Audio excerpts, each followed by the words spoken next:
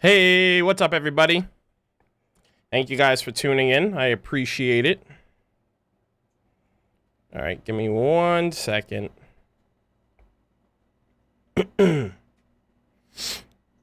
How's everybody doing? Thanks for joining.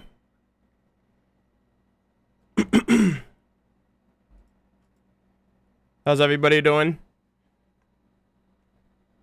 Jinsei Ryu, welcome to the stream. Hey, what's up, Ember? Nice to see you again.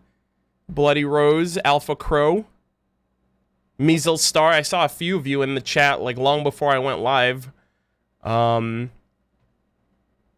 Livy Lindsay, I think that's how you say that? Or Livy, or... Yeah, I think that's how you say that. Hopefully it's how you say that. Thank you guys all for tuning in. A bit early, but I'm glad to be here. Yeah, I mean, I'm starting the discussion at 6, so I was like, if I'm gonna tune in, if I'm gonna go live, I'd rather go live a few minutes earlier and you know, talk to y'all in chat before we actually start. But yeah, thank you guys all so much for tuning in. I don't know if notifications are going out or if or if people are tuning in, like if they're checking the channel to see when I go live, because I did mention it earlier. But we're gonna give it about 10 more minutes so people can tune in and all of that. And then we will start the discussion. Mine popped up? Okay, nice. Yeah, so I would have done the live stream discussion yesterday, but yesterday was also the Game Awards, and it was like a toss-up. I was like, shit, what do I do? And I was just super, like, this week for me has been so busy. I think something eventful or something of noteworthiness has happened every single day this week in the last week, to where I'm just kind of like, holy shit, I just want to get through this week already. Got a 5-hour drive from St. Louis to Kentucky. Looking forward to the live stream. Zach Hewlett, thank you very much for the $5 super chat. Hopefully the 5-hour drive is a little bit more entertaining with me. Hopefully providing some colorful commentary to an otherwise normal drive for you. But yeah, make sure you wear your seatbelt. Look both sides of the road, and drive safe. And hope you enjoyed the discussion. I made it, and I've been a channel member for a year recently. Yeah, you have I see you have the Yang emblem, Blue Rat. Thank you so much for that. Yeah, so you recently just got that bump up. I appreciate it. Thank you. William Pendragon, all of Atlas is watching right now. My fellow soldiers, along with the Aesops and the General, are eager to hear your thoughts. Well, I got a lot to say, all right? Y'all done goofed, all right? Your General done fucked up.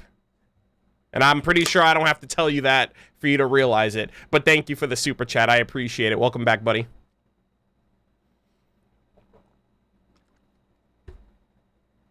Yeah, this last week has been an absolute like event. And so I kind of haven't had like a moment to myself, really. It's either I'm streaming or I'm recording or I'm editing.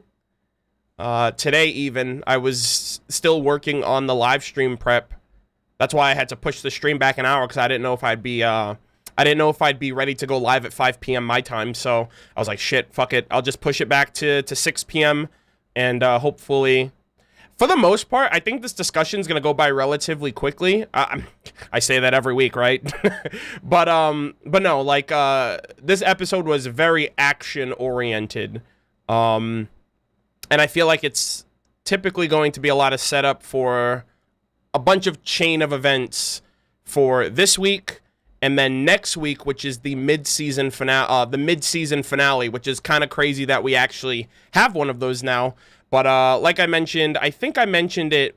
I don't know if I mentioned it last week, because I think they announced this. Hold on, I don't even know when they mentioned the mid-season finale. I think they mentioned the mid-season finale on Friday of last week. So this would have been after the live stream discussion. So if you guys don't know, and I did tweet about it, and I made a video about it too. There is going to be a mid-season finale. Next week is the last episode of 2020. And there's going to be about a 7 to 8 week break. Where chapter 7 is the last chapter we get. So tomorrow's chapter 6 for first members. Next week is chapter 7. And then chapter 8 will not go live until February 6th, I believe, on the Rooster Teeth website. So technically next weekend is the mid-season finale. So chances are they're going to leave us off on a high note if they did plan this out in advance for whatever that episode is going to be. Arnold, are you planning on growing dreads? I don't know. Like, my hair's never been this long before, so I'm just kind of like vibing right now with it. I feel like when like COVID is cleared and everyone can actually go out again, I feel like I'm just gonna cut it. Kaylin wants my hair to stay like this. She doesn't want me. She wants me to get rid of the beard though, but I don't know if that's gonna happen. Yeah, my hair keeps me warm, but I fucking hate it in the summer. I actually hate having long hair during the summer. Luckily this year it was fine because I was indoors the whole summer, so it wasn't really that bad. YouTube, why you no notify me? Yeah, so I feel like a lot of people didn't get notified. So yeah, that might be a thing. But yeah, if you guys can share this video on socials, that I'd appreciate it, just to spread the word, let people know.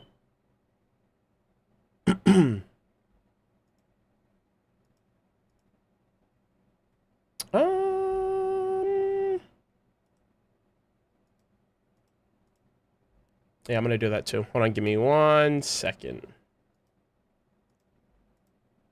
Do, do, do, do, do, do, do.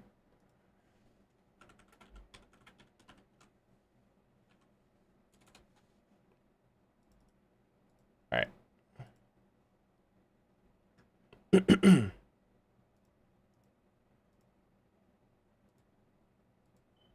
All right. And for those who are curious, yes, we do have the poll for next week's, or I have the polls set up for this week's upcoming weekly poll session. Round 5 of the opinionated, pointless polls. So yeah, Arnold needs to shave his beard but keep his hair. Oh boy. That's none of my business though.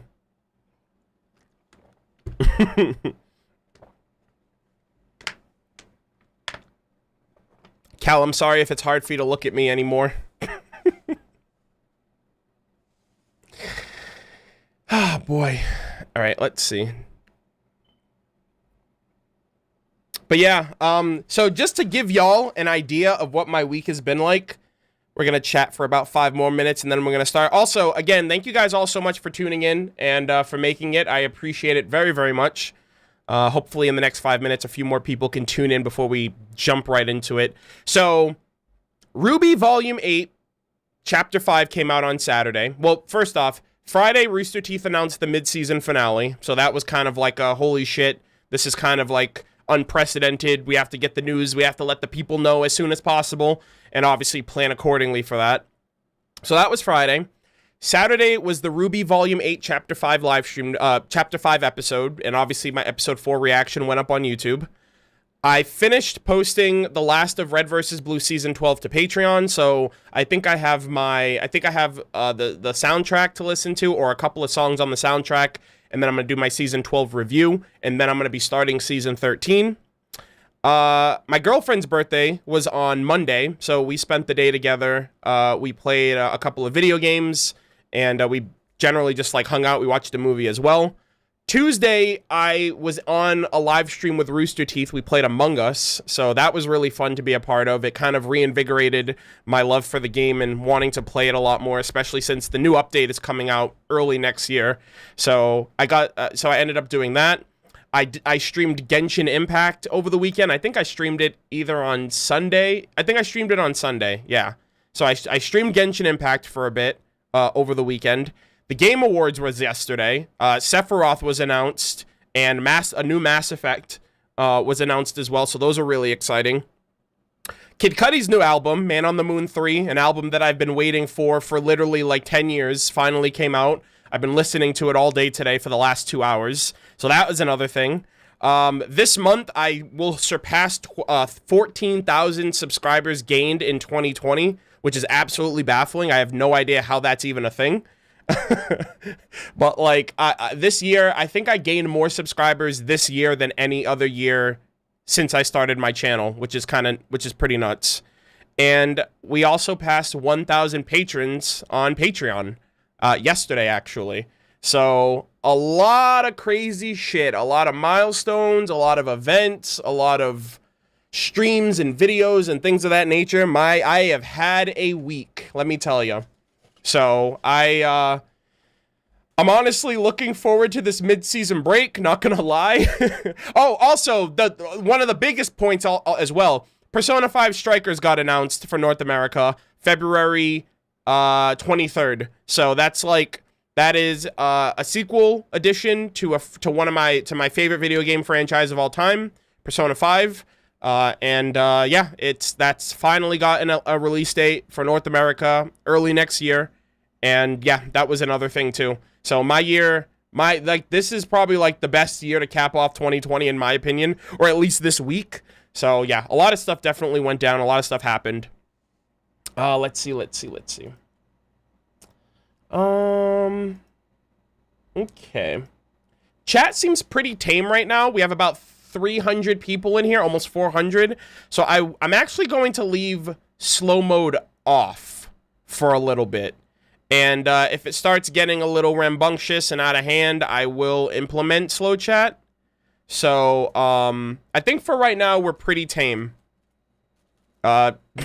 Hopefully I don't live to regret that. Or rather, hopefully I don't regret that. I want to live to regret it, but hopefully I don't regret it. But yeah, I think right now the chat is pretty tame. I feel like a lot of people didn't get notified because of YouTube. So whatever happens, happens. And if so, if it does pick up or if more people end up joining as the discussion goes on, then I will implement that. So mods, don't feel too much stress or pressure. I know William's in here. I know Kaylin's in here. I feel like for the most part, it's going to be relatively smooth sailing. The mid-season break is a perfect space to let RWBY 13 breathe. Yeah, I definitely agree with that, actually. I'm going to be pretty undistracted from other things like RWBY Weekly or anything else like that. So I think what I'm going to do is focus on Red versus Blue and streaming Genshin Impact and maybe some other video games. But yeah, I think I'm definitely going to take the mid-season break. I'm definitely going to take advantage of that. Hey, Hydro Guy. Bro, am I late? Also, hi, everyone. Hope you're all doing well. No, you just tuned in. It's 6 o'clock on the dot. So we're actually about to start the discussion portion of things right now. Nope, nobody missed anything. I assume people who are joining right now, you guys didn't get notified. I don't know why YouTube didn't throw out notifications when I went live. It's a little sus, not gonna lie. Because usually it does. Well, let me see. Yeah, I don't know why. It's very odd. It doesn't happen often. Usually a lot of people get their notifications right when I go live.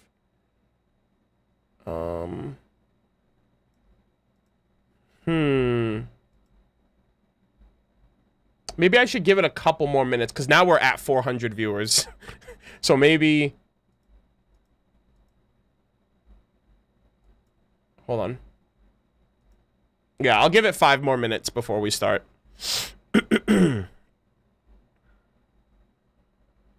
I didn't get any notifications, not even on Discord. Well, Discord, I just post the links.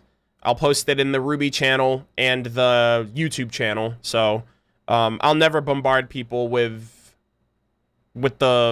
like tagging them and stuff like that. All right, let's see.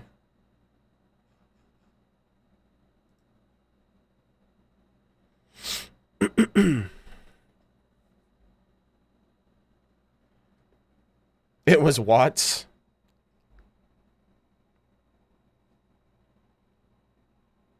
Yeah,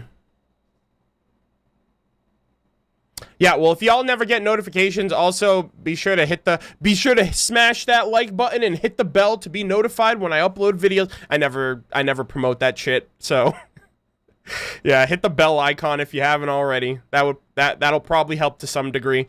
Psycho Vampire, thank you so much for the $50 super chat. Hey, I'm doing a reaction series for Volume 8, but every video has been blocked. What do you suggest I do?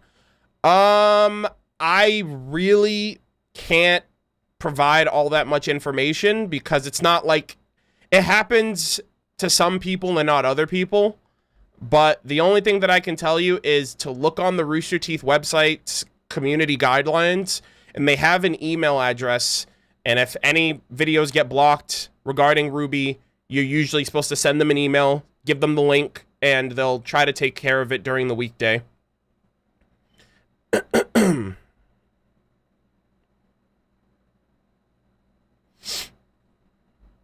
But yeah, I mean, I haven't had any issues, so I can't really give any, like, suggestions of what to do. It's happened in the past, but it hasn't happened since, like, Volume 5 for me.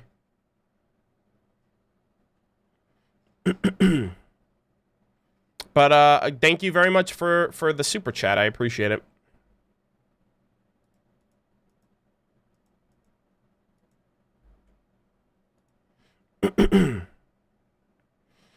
All right, we're almost close to 500. I'll give it a couple more minutes and then we'll start. How's everyone's week been, by the way? What have y'all been up to this week? I'm over here talking about myself.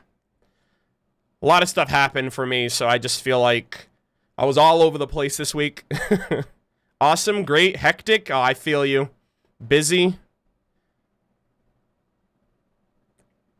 Cyberpunk, yeah, Cyberpunk did come out. I'm not interested in it personally, but hopefully it's good for those of you who are checking it out.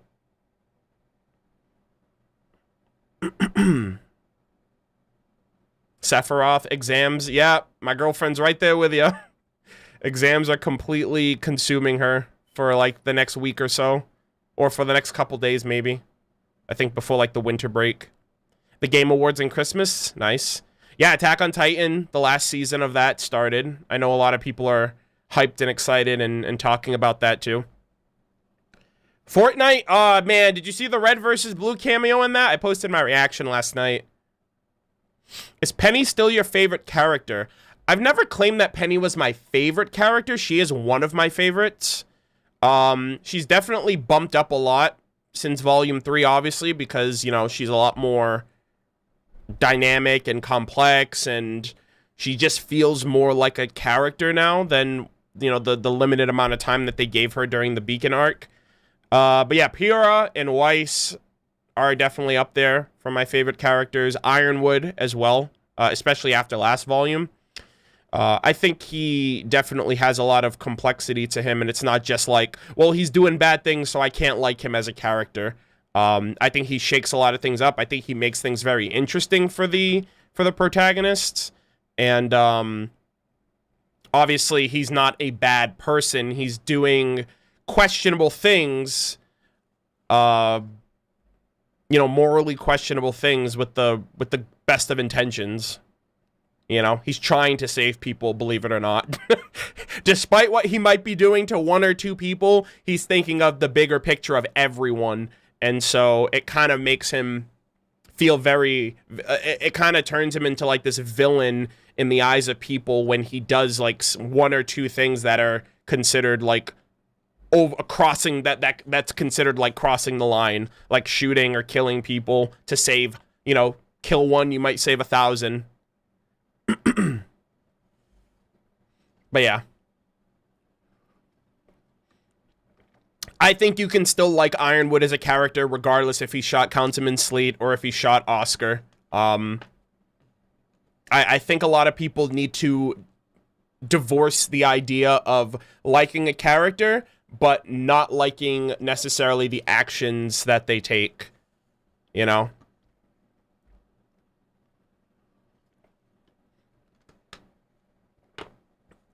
Yeah, Ironwood is a very well-written character. Morally, I don't know if I'd be friends with him right now, but I think as a written character, he's good. He's good. I like him. I like him a lot. He's very consistent. He kind of is the same he's always been. It's just, you know, what do you call it? Yeah, like the level's been cranked up to 10 for him at this point. Yeah.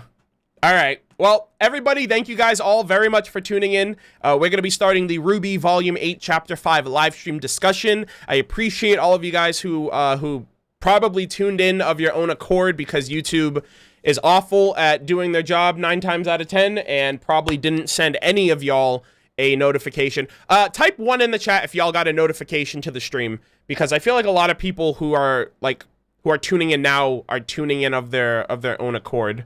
Okay, a couple of people did get notifications. All right. You know what? You know that a lot of people didn't get it when the chat's not like broken right now. 2. All right, type 2 in the chat if you did not get a notification. There we go. We need to even this out. All right, let's those 2s are gonna come in flying. Yeah, look at that. Yeah, you broke the chat. Oh my god. Okay, we get it. All right, stop. Yeah, more people came here of their own accord than actually through. I guarantee you, like 2 hours into the 2 hours into the discussion, YouTube's gonna send the notification. People are gonna come flocking in and realize they missed half of the discussion.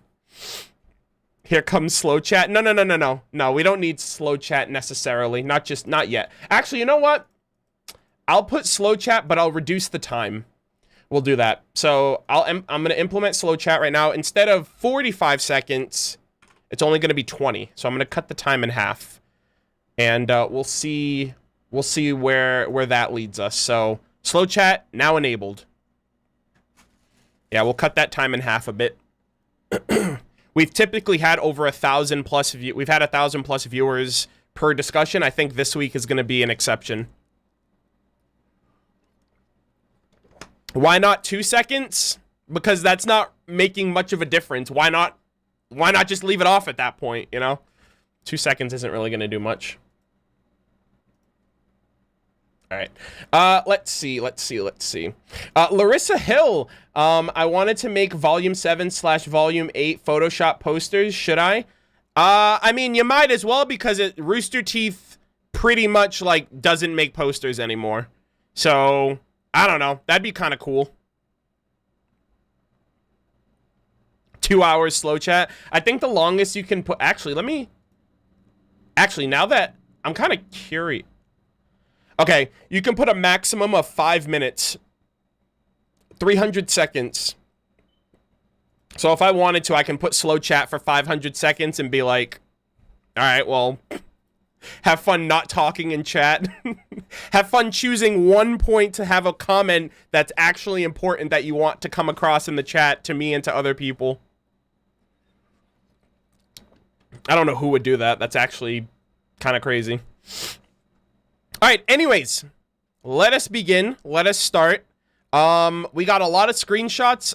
We got a lot of clips. I think I only have like four screenshots and like 98 clips. So we definitely have a lot to get through here. All right, so starting off the episode, I really like this top shot here of Amity. You see like the blue, and you know, you see like the blue and the dark blue clouds. You see Amity Coliseum up. It's just a really nice like cinematic shot to start the episode. I actually didn't notice that little tiny speck of a man is Pietro. I actually had to like push my face into my monitor. I was like, who is that? What the hell? And now I'm thinking like, how the fuck did Pietro get up there? Well, actually, I think it is his chair, because his chair is imbued with gravity dust. You actually see it a little later in the episode. So, I actually think his gamer chair, like, it's like 100% accessible. You don't need fucking ramps or anything. Like, stairs can't stop me. And he just scaled this entire structure by the seat of his gamer chair, which is an absolute power move. I want chairs like that when I'm old. His chair is powered by G Fuel. Oh, that'd be pretty cool.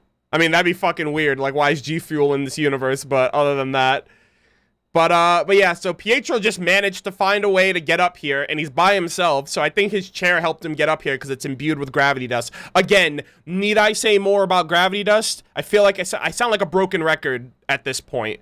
So we'll just leave it at that. Overall, really good opening sequence here. Obviously, they're talking about like, hey, I don't know if blowing up this mine is a really good idea. I love how we're seeing the same dust mine that we saw last volume. Just Penny's just sitting in there, just waiting for her dad to be ready, and she's like, that, my dear, is a bomb. And that reminded me of, I mentioned that during my reaction. I was like, wait, is that a bomb? And then I was just like, wait, that's an Oopleck line from Volume 2 when they were in the train that was going towards Vale during the what's it called? It's called the Mountain Glen sequence. The Mountain Glen arc, if you will. He's like, that, my dear, is a bomb. Yeah, I miss Oopleck. I don't know if we'll ever see... Well, I mean, I know we'll see him again. I just don't know when we'll see him again. We got to see a lot of familiar faces towards the end, so I'm not giving up hope. You know what I mean? These characters still exist. They're still out there. It's all about relevance. Why the fuck would we see Galinda Goodwitch or Professor Port or Oopleck or Tai Yang or the shopkeeper if we're not in Vale? You know what I mean? Like, they have until we get to Vale to figure out what to do or how to bring those characters back in a meaningful way that feels authentic and not forced or anything like that. You know, Volume 4 was an exception because, you know, Tai Yang lives on the outskirts of Vale, and Yang was there too. So, you know, the fact that the other teachers are buddy-buddy with Tai Yang, it made sense for us to see them then. But I feel like a lot of people are like, well, you know, I don't think they're bringing these characters back because we haven't seen them in the last couple of... I'm like, yeah, because we're in a different kingdom doing different shit with different people. So, I feel like that makes sense. To at least to me, you know, other people might not, but we're eventually going to bring things around full circle. We're going to be in Vale, then Mistral, then Atlas, then I think the Dragon Continent, Vacuo, and then back to Vale and Beacon. And I'm pretty sure that's how things are going to play out moving forward. We might see some familiar faces in between those sequence of events. Who knows? But I'm pretty sure, I'm sure that's the safest bet.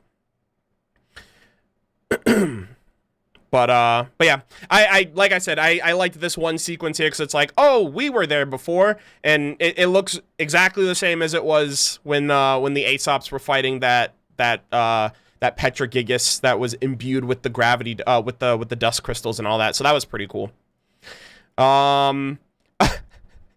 So again, I just finished season 12 of RWBY, so like Red versus Blue is very much fresh in my mind.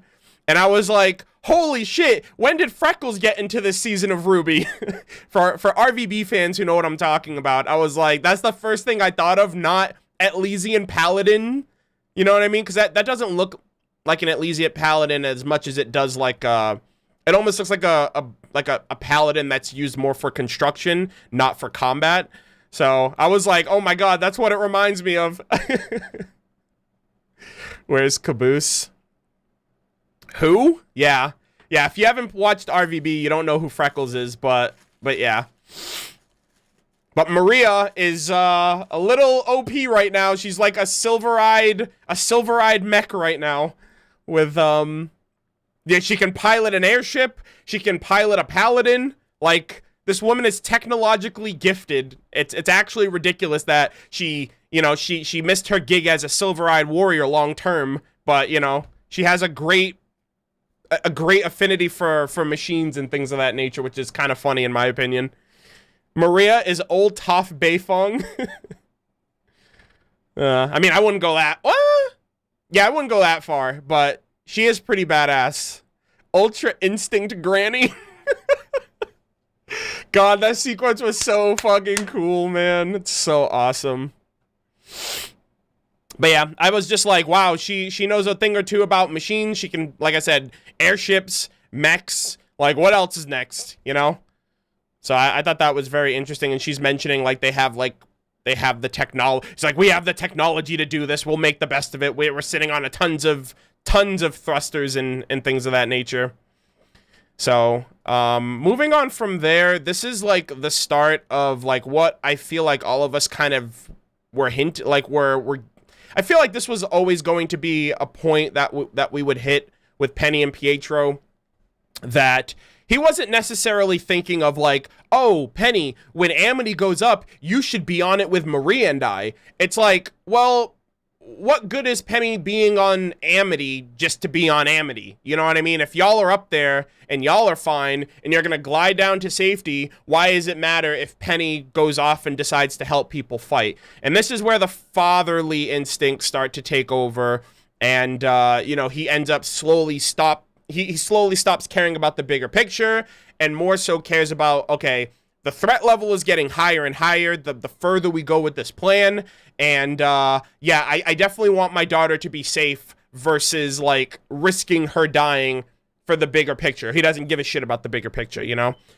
And that's completely understandable. You know, Pietro's a father. He already lost her once, like he said, at Beacon, and he was able to bring her back. But I think he also understands the major risks that, the major risks of if Penny dies again. He even told, like, Ruby and Weiss last volume that he doesn't think he'll be able to bring her back because he doesn't have enough aura. Unless he uses the remaining part of his aura and he dies, and that aura is able to sustain and bring her back one last time, you know? I don't know if he can do that necessarily. I don't know if he can, like sap the rest of his aura. I don't know if he has to be alive and give aura to do that, but it's gonna be one or the other, I think. Not saying because spoilers, just wanted to say hi. Hey, what's up, 13-piece bucket? Okay, that's an interesting name. Thank you very much for the $5. I'm hungry now. Thank you for the $5 super chat. Welcome to the discussion. I appreciate you being here. Thank you guys all for tuning in as well. I'm sorry if y'all didn't get your notifications. Y'all can blame YouTube for that, unfortunately. But yeah, and Penny's being very eager about this, you know what I mean? She wants to feel useful. She wants to feel like she has agency or you know, she has a choice in the matter. But everybody and their mother is telling her what to do. And I'm so glad that Maria called him out on it. He's like, don't you think everyone's already telling Penny what to do as it is? You got Ruby telling Penny what to do. You got Ironwood telling Penny what to do. The Aesops, her father, like what does Penny want? You know, no one's thinking about that. And I was like so glad Maria said that shit, because I've been saying that for like the last 2 chapters, and it's kind of ridiculous how nobody is acknowledging that, like, Penny's doing everything y'all want, but then when Penny wants to do something, everyone's like, no, we're not doing this. We're not having this talk. Be quiet. I'm your father. I know what's best. Listen to me. You do what I say. And it's kind of fucked up. You know what I mean? You know? I don't think that, you know what I mean? Because then if you're treating Penny like that, then Cinder was kind of right when she was like, oh, you know, you wouldn't serve anyone either if you weren't built that way. And it's like, I mean, kind of true. You know what I mean? Like, Ironwood is going to these lengths to try to get Penny under his control, and she has no way of breaking out of that because that's the way she was built. That's how she was programmed. You know what I mean? Like Pietro, if he wanted to do that, Pietro could remote control Penny against her will. And like, I don't know, there's something to be said about like Penny's free will, or, you know, the lack of free will when it comes to the decisions she makes. Is it like, are they asking her to do something, or are they telling her to do something? You know, think of Jacques and Weiss, you know, it's like, oh, I think it would make a lot of people happy if you performed at the event. It's like, you're not really asking her if she wants to do it so much as you're like nudging her to do it without her needing, you know what I mean? Like, you're basically forcing that decision on her. So, I don't know, man, like, for everything that Penny's going through, I feel like, and especially how the episode ended, I don't know how this is going to play out with her autonomy or her ability to make decisions for herself, or do what she feels is right, or do what she wants to do and not listen to her friends, or not listen to the general or soldiers or her dad or whatever, and just like literally live her life, you know? Just let her live her life, goddammit. So I'm really happy that Maria said that, because that was really starting to like irritate me how everyone was just telling Penny what to do. And like, I get it. That's what she was built for. That's what she was made for, yada, yada, yada. But at some point, you also have to acknowledge the fact of like, well, Penny's not exactly an idiot. You know what I mean? Like, she is thinking quite rationally about the events that are going on around her. And I can see why her father would kind of break from that mindset because he wants to protect her. But yeah, shout out to Maria. I love that she was thinking what we were all thinking. I also liked this shot here, so I just decided to kind of implement it just because, you know, it's a really nice looking shot. And y'all know me. I don't know, it's not really as much of a lighting thing. Actually, it kind of is, like when she comes out of the tunnel, you see like the green fall. I just really like the way that this shot looked as she went back up to Amity. Similar to how like the starting shot was from the top part of, you know, it was shot from like a sky angle. I don't know if it kind of looks like a matte painting of the surrounding area now that I think about it, but I can't be too sure about that. Goodbye, yeah, also, rip these mines, dude. We had a good run, you know? These mines were introduced during Volume 7, Chapter 3 with the Aesops, and now they're gonna be blown to smithereens. Lord knows what kind of ramifications or repercussions are gonna be had from this explosion. I don't know if there's gonna be, like, an elemental reaction, or if Grimm are gonna be... You know, I don't know if there's, like, Grimm that are gonna be coming out of the rubble, or if there's gonna be, like, an avalanche or whatever the hell. But yeah, this is kinda, you know, bittersweet to say goodbye to a once established location of the show. Bucket loves your beard. Thank you, I appreciate it. At least somebody does, you know. I know a lot of y'all do. I appreciate the support. Calling it now, Grimm Horde will enter from there. I don't think so. Like, that's out in the boonies, you know what I mean? That's super out in the tundra. I just think that, I don't know, maybe nothing will happen, you know? This place just got nuked for the sake of, like, the launching of Amity, so maybe I'm looking at something that's, you know, I'm looking at stuff that's not really there. Let's see. It's not a lighting thing, it's a simp thing. Oh boy, you want to hear about simping? Holy shit, did you see Glinda Goodwitch this episode? Whew. Oh boy. All right, anyways, let's keep this moving, all right? Ladies and gentlemen, we got to stay on track. I'm just calling it like it is. I'm not a simp, I'm a man of culture.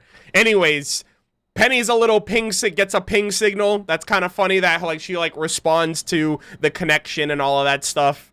The sequence is a go, and then we get a good look at Pietro's gamer chair and Gravity Dust. I honestly, I think at the end of this volume, I'm going to make a compilation video of how Gravity Dust has been utilized over the entire course of the show. Gravity Dust is so fucking good. And I'm gonna say it every time they showcase it in a different way because it's so freaking cool. The fact that Gravity Dust is in this chair explains how Pietro was able to get at the very tippity top of Amity, you know, making those preparations for the launch sequence, because his chair basically magnetizes to the surface area and he just like walks and scales up any surface. Fuck a ramp. Who needs ramps in RWBY? Honestly, I'm not gonna lie, I kind of feel bad that there's not a lot of applications for other dust types out there, you know what I mean? Like, they got wind. I mean, we saw, like, I feel like every other type of dust is used more so for weaponry or ammunition, or like fire dust is used for like furnaces and keeping areas warm. They got plant dust. I couldn't tell you what that could be used for. I don't know, unless you're like a botanist or something. They have wind dust, which I think that was used for that grenade that they used against the Terrix in episode 2. So I think that was like an air like grenade that like launched the Grimm up, and you know the bridge fell and you know fell on its wing and stuff like that. Plant dust so they can get high. Okay. All right, dude. Yeah, I feel like every other aspect of dust is for utility versus actually like being, you know, utilized in everyday technology. Like, Gravity Dust does so much shit. So much shit. But yeah, I also like how you see, like, Penny helping Maria back into the mech, because in my mind, I'm like, how the fuck did Maria get into that thing? You know? And it's kind of, like, cool how it's, like, help it, instead of helping an old lady across the street, let me help you into your giant, like, 50-ton mech. just for the hell of it, you know? I think that's just really cool. But yeah, and then Cinder shows up. And Cinder fall. Okay, guys. I want you to imagine this for me, okay? As hard as you can with all of your might, okay? I want you to imagine picking a fight with somebody. I want you to imagine picking a fight with someone, talking so much shit, and then getting completely bodied 1v3. Can you imagine that? Can you actually believe? Can you actually comprehend doing something like that and then walking away with your tail between your legs? Could not be me. All right? Could not be me. But Cinder, I'll give Cinder this. She's persistent. She does not know how to stay down. She does not know how to keep her mouth shut. She doesn't know how to take no for an answer. She doesn't know how to know when she's beat. She's like, sit down, be humble. Like none of that shit. It's like I'm arrogant, I'm cocky, I'm selfish, I'm one-track minded. I have no idea how to harness the tools at my disposal to get what I want properly. Who gives a shit if you're a maiden? Who gives a shit if you're part Grimm? If you get bodied 1v3? Like this really pisses me off about Cinder, because I can understand in Volume 3 why she would have needed Emerald, Mercury, and herself to take down Amber, right? You're going up against a maiden for probably the first time. That's a fair fight in my opinion, right? Aesop's 4v1ing Penny, that's a fair fight, if you ask me. What I find baffling is that, you know, 7 volumes later, right? Because the events of that fight with Amber took place before Volume 1. 7 volumes later, 8 volumes later, Cinder has been a partial fall maiden for 3 volumes. She's been a fully fledged maiden for 4 volumes. And she had Neo, and she had Emerald, and she still lost a fight toe-to-toe with another maiden. Let's not even forget the fact that she lost a clean 1v1 fight with Raven, and Penny is a newborn maiden. She's been a maiden for like 2 days. You know what I mean?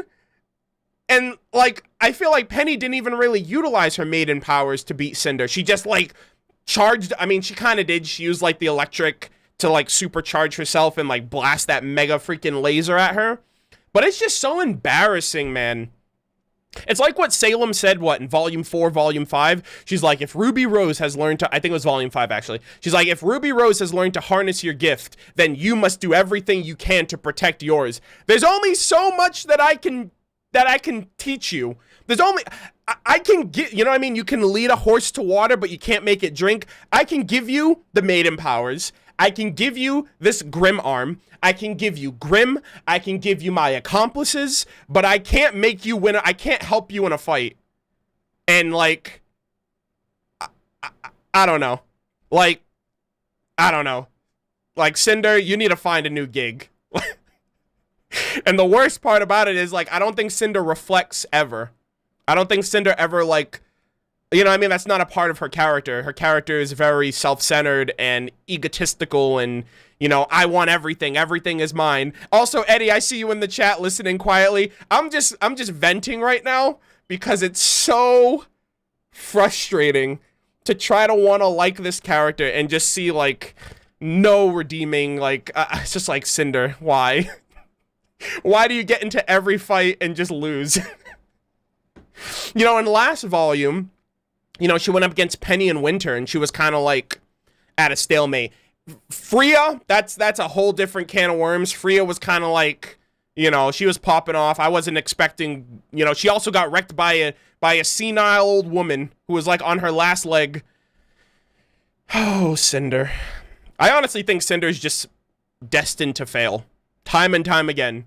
Even when you give her the things she wants, she still fails. I honestly think that, you know, that's probably like the writing philosophy of her character. I don't fucking know. I don't know. I'm just telling you what I see. Cinder is like, people want to complain that Weiss never wins a 1v1 fight, But Weiss is more of like a support. Weiss isn't meant to like DPS her way through every single fight she's ever been a part of. And I feel like now she's more utilized to be able to do that, like with her summon and all that kind of stuff. I guarantee you Weiss would win every single fight if she had half of the maiden powers. Not even all of it, just half of it. Like stealing half of a maiden's powers like Cinder did with Amber. But Cinder, it's a yikes from each. Cause and think of it this way too. She didn't like and another thing too with like her fight with Ozpin. Like, I feel like Ozpin lost that fight on purpose. Because if you think about it, if Ozpin killed Cinder, the power would have gone to somebody else. Probably Emerald, probably Salem. And that would have made Ozpin's job, like, way worse. So I don't even know if Cinder won that fight. I feel like Ozpin gave her a handicap back in Volume 3, in my opinion. Just because it just wouldn't... You know what I mean? The power would either go to someone random... Or it would have gone to whoever was in Cinder's last thoughts would have been either Emerald or Salem. I don't know if Salem can get the power. I'm just assuming right now. But yeah, I don't know. That's kind of what's on my mind right now. Cinder is she's a real piece of work. Also, if you guys haven't noticed, yo, I love whoever added this little moment right here for Neo. So like in the previous shot right here, you actually see like them show up and like, yeah, it's really easy to miss. But like Neo's like, tip of the hat to you, my good lads. We're about to tassel right now. I just really liked that that little that's very Neo, you know, a tip of Roman Torchwick's cap.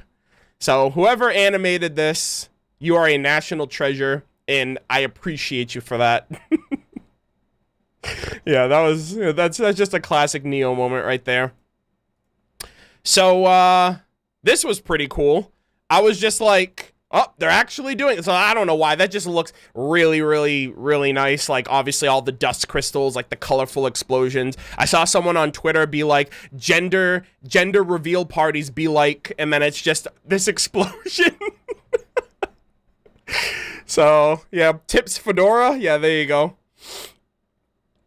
Top in the morning, my maidens. Fireworks and Solitas. Yeah, that's a really, really, like, colorful, pretty aesthetic that they decided to go for. It makes sense, because there's a bunch of different colors of dust. You got the explosive, you got the fire, you got the electric, you got the water. You got, like, those super destructive ones. So yeah, it's RWBY colors, kinda. The pink is gravity.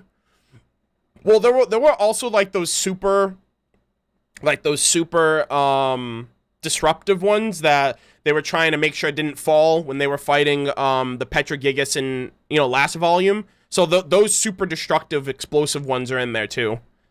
And like that was kind of like their makeshift MacGyver, you know, launch sequence. Okay, Roger, we're all ready to go. 5, 4, 3, 2, 1, blast off. And, you know, it kind of worked out for them. And it kind of worked. It was really smart, too, because it's shooting them up in the air. And then they were supposed to stabilize, send the message, and then it was supposed to drift them back down. Because you know, they had to work with what they had. So I like the brain smarts that went into how they were actually going to get up there, because a lot of people were saying, well, if it's not ready, how wasn't it ready last volume, but now it seems like it's ready this volume? So I like how they kind of worked their way around finding a solution to that. Let's see. William Pendragon, clearly priority target Cinderfall is in need of some old military boot camp and shape up. She should have joined the Atlas military. Maybe then she may actually win. Yeah, I mean, I don't know if a backstory can, like, I don't know, man. Cinder is just so, I'm just so over her right now. I just want, I honestly, I just want the backstory now. Like, I just want the backstory. I just want to know, like, what led her on this path. Because I feel like I'm never going to see her win a fight. Like, a straight up 1v1.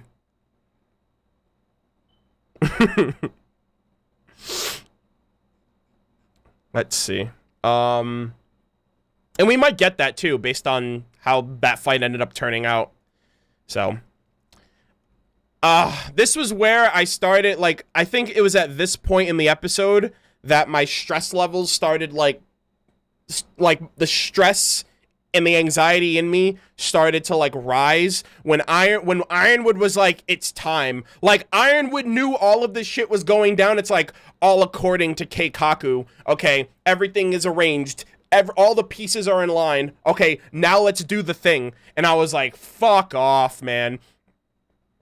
I felt so emotionally manipulated this episode. I don't really know how to explain. Like, you guys will see the reaction tomorrow if you haven't already, but, like, I've never felt more conflicted to be excited. I didn't know whether to be excited about something happening or terrified about something happening. I didn't know if I should be hyped and excited because Penny's actually fighting and holding her ground, or if I should have been terrified because it's, you know, she's also fighting Cinder and, you know, things are happening and Watts is doing his thing as well. And I don't know. I was just like, every time I got hyped and excited, it was immediately robbed from me. And I was just left. I was like, am I even is this what I'm supposed to be feeling? Is this what the writers wanted people to feel watching this episode? It felt so back and forth. It was so tiresome, dude. I finished this episode so exhausted, like mentally and emotionally exhausted.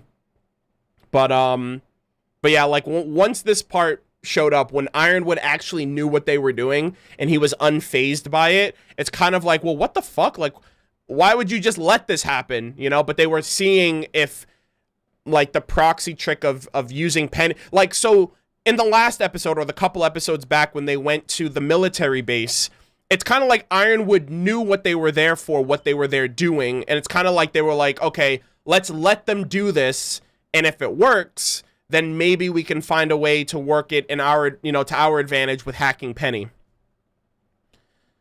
So, and I think all of us called that, since we saw the opening, that Penny being hacked was an actual possibility that, you know, we saw coming from a mile away. Oh, man.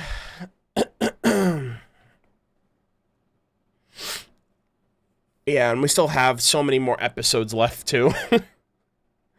But yeah, I mean, it was kind of calculated. Kind of calculated on Ironwood's part.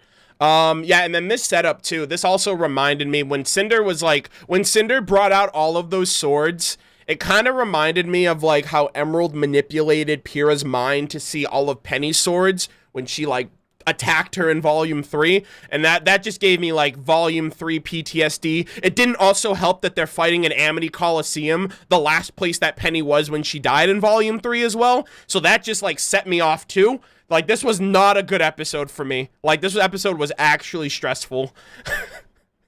Yeah, I was actually like, it was like one of those, like, you know, people talk about like the Nom flash, like I just felt like I was back in Volume 3, and I was like, please don't.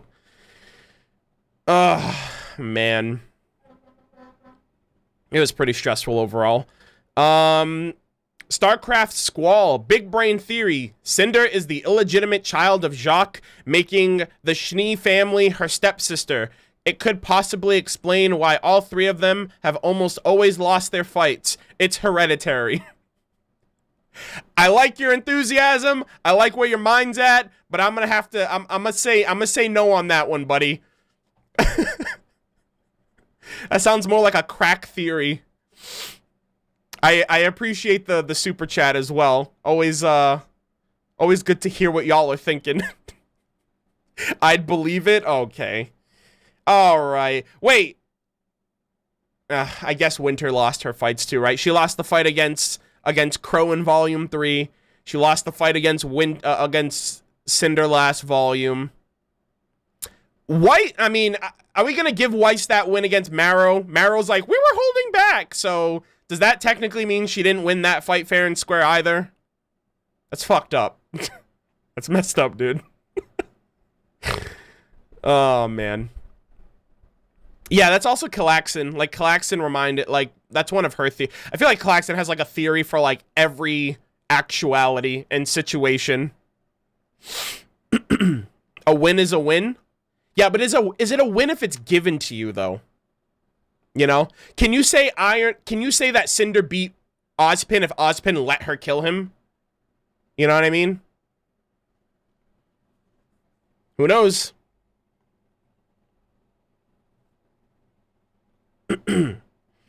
Only Marrow was holding back. Yeah. Marrow was being a good boy. Leave him alone. But yeah, this is a really good sequence. So this fight was a little different than what I was ultimately expecting. I was like, holy fuck. We just got Penny against the Aesops, and now we're getting Penny. Like, Penny's been in, like, 3-4 skirmishes in the last couple of days. She fought off a bunch of Grimm, you know, down in Mantle, like, 2 nights before. So she fought off the Grimm a couple of nights before, like the night before. She fought off a bunch of Grimm. She fought Cinder with Winter the night before. She just fought the Aesops a few hours ago, and now she's fighting Cinder again. And I'm like, holy shit, this girl, like, thank God this girl's a robot, you know? Otherwise, she'd be, like, tuckered out completely. She's gotten into, like, a ton of, now Winter isn't there to, like, take some of the load off, you know what I mean? But then again, Penny is, like, this super secret technological weapon, also the Winter Maiden. So, I feel like the advantage was always in Penny's court. You know, Penny also was able to kind of bypass Emerald's hallucinations. What the hell is powering her? I don't know. She's like, she's got a Duracell battery. Actually, yeah. Remember that one RWBY Chibi? I think it was the season 2 trailer where she's like the battery. You know, she's like, salutation! Like, RWBY took the batteries out, and she's like, I actually need those. So, yeah, she's powered by the Energizer Rabbit. I think that's a better one, you know? It just keeps going and going and going, you know? I know that's the shipping name between Penny and Velvet is, I think it's Energizer Bunny. So, you know, we can go with that. Yeah, I miss RWBY Chibi as well. But yeah, so this was an interesting startup. Like I said, the fight wasn't like a direct head-to-head confrontation. It was mostly like cat chases mouse, and then mouse chases cat. And like Cinder was actually being kind of smart in the big scheme, like in the grander picture. Like, she was sabotaging the arena, and it's like, well, if I can't kill you, then I'm gonna stop what you're trying to do. And then she kind of got a little too cocky when she was trying to go for the powers specifically. It was at that point that she just fucked up completely, which is very upsetting, very unfortunate. I've never seen Aliens, but apparently this is a reference. You know, it's like, get away from her, you bitch. Apparently, someone sent me a link to an Aliens clip where that was a thing. I've never seen Aliens, you know. What else is new, Arnold? You've never seen Lord of the Rings, you've never seen Star Wars. Like, what have you seen, you know? Power loader moment? Yeah. Let Maria swear 2020. I know, you let Tyrion swear. You actually let Tyrion say bitch back in Volume 4. Should have let that. They should have let that slide. I know, and she's an old lady. She's to the point where she doesn't care what people think. You know?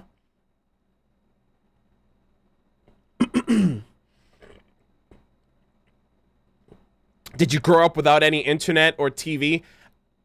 I mean, technically, I didn't have internet in my house until I was already in high school. So, yeah. I mean, I grew up on movies and stuff like that and DVDs, but I don't know. As I got older, I started investing more in video games and less in TV and movies and all that other stuff.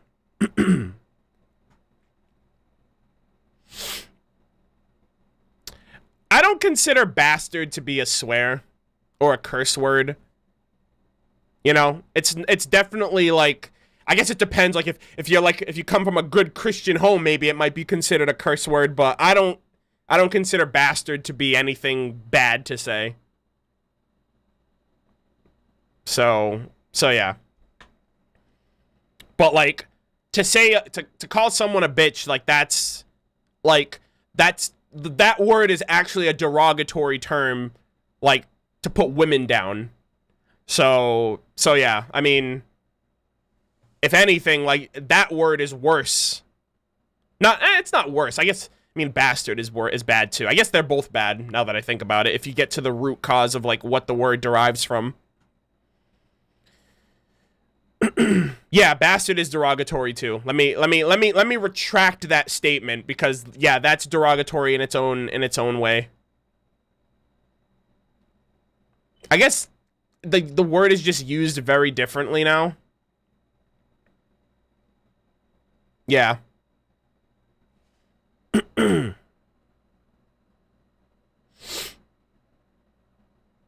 Yeah, it always depends on the context. Like, girls calling each other bitches, like they're bitches, it's a way of women empowerment. It's a way of, like, taking a word that was used to, you know, to put you down and using it, like, claiming that word again for yourself. So, yeah, obviously context matters. Yeah, bad bitches, all that kind of stuff. Anyways, let's move on. I guess maybe it is for the best that the villains swear and the good guys don't. Let's go with that, all right?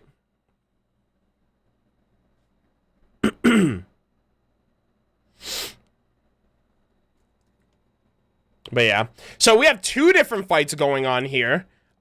Cinder goes off against Penny outside, which again was not expecting that kind of turnout when it came to, like, a maiden versus maiden fight, especially since I'm still annoyed that Cinder, like, it's kind of annoying that since Penny has become a maiden, she has utilized more versatility with being a maiden than Cinder has. Cinder primarily sticks to fire. I get it. Cinder, you know, fire and all that kind of stuff. I get that, but at the same time, like, she's only used ice once. She's never used, like, the storms or the hail or anything like that. Penny has used the storms. She's used lightning. She's used fire. She's used ice. She's flown around and all that kind of stuff. And I'm just like, Cinder, why don't you realize what you have? Why aren't you more versatile? Why are you so one-track minded? But yeah, it's just like, I don't know. I just look at what all of the other maidens have done, and then I just look at Cinder and I'm like, what the hell, what's wrong with you? Like, why are you like this? But yeah.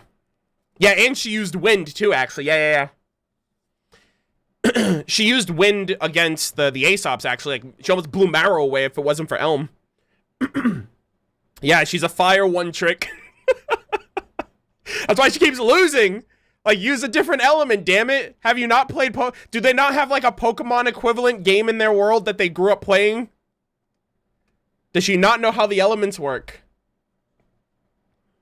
But yeah. And then, like, we had, like, a mecha fight over here. We had a paladin mech versus an airship, which was kind of weird in its own right, you know? You know, it is what it is, but that was a weird turnout that I was not expecting at all. But, I'm surprised that, I don't know, Emerald's semblance is kind of busted. I mean, it's still pretty busted. I'm surprised she wasn't able to, like, take over everyone's perception in this, I mean, granted, everyone was in a different place, but, you know, she was still able to have, like, a one-track target for Maria in this instance, and then Penny later on in the episode. I wonder what she meant, though, by, like, I've been working on my semblance. Like, I want Emerald to be in a situation where she could use her semblance on more... Like, if there's two people, and she can just use them on two people, no sweat. Because Volume 3, that was not the case. I wonder if she's gonna use her Yo!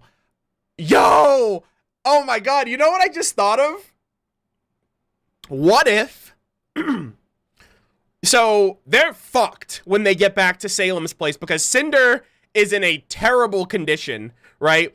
Clearly going back to Salem's domain, and if Salem sees the condition that Cinder is in, she's gonna be fucking pissed. So what if Emerald uses her semblance on Salem for Salem to perceive Cinder in a different state? Like, if Cinder is, like, laid the fuck out, like, knocked out unconscious, it's like, oh, she actually didn't listen to me?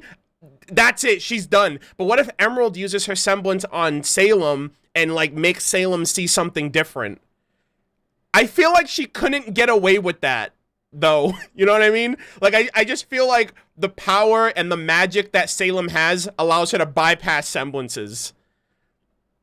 I don't think Salem could be fooled that easy either. I'm just saying, I wonder if Emerald will try to do that as like a way of trying to deceive her.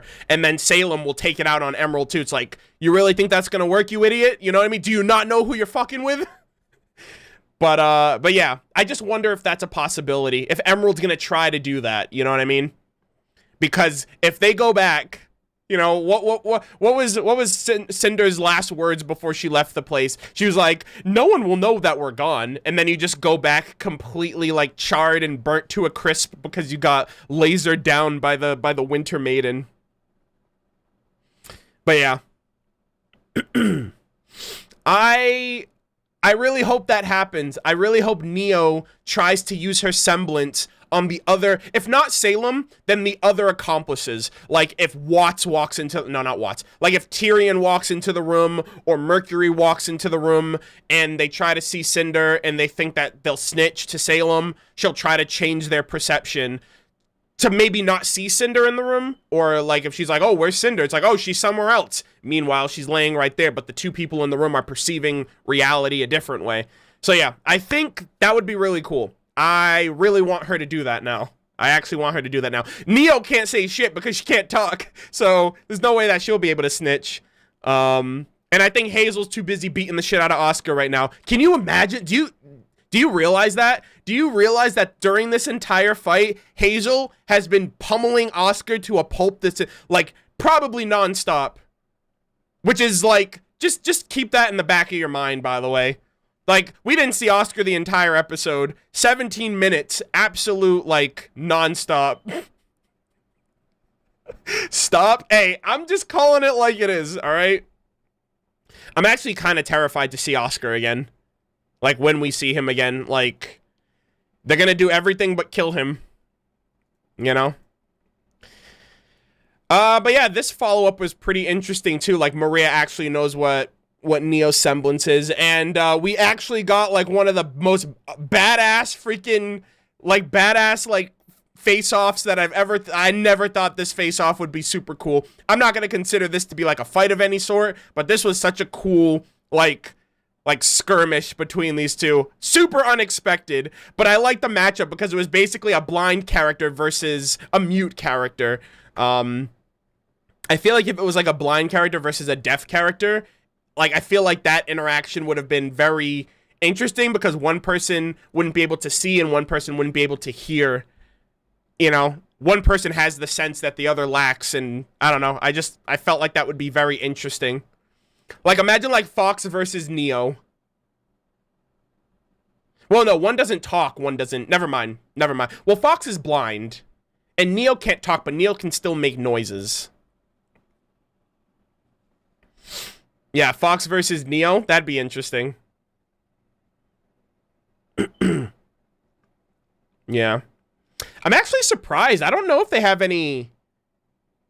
I don't think any characters in the show are deaf, actually. Like, we have blind characters. We have mute characters. I wonder how they would pull that off. Yeah, Fox also has telepathy, so, you know, that's a thing.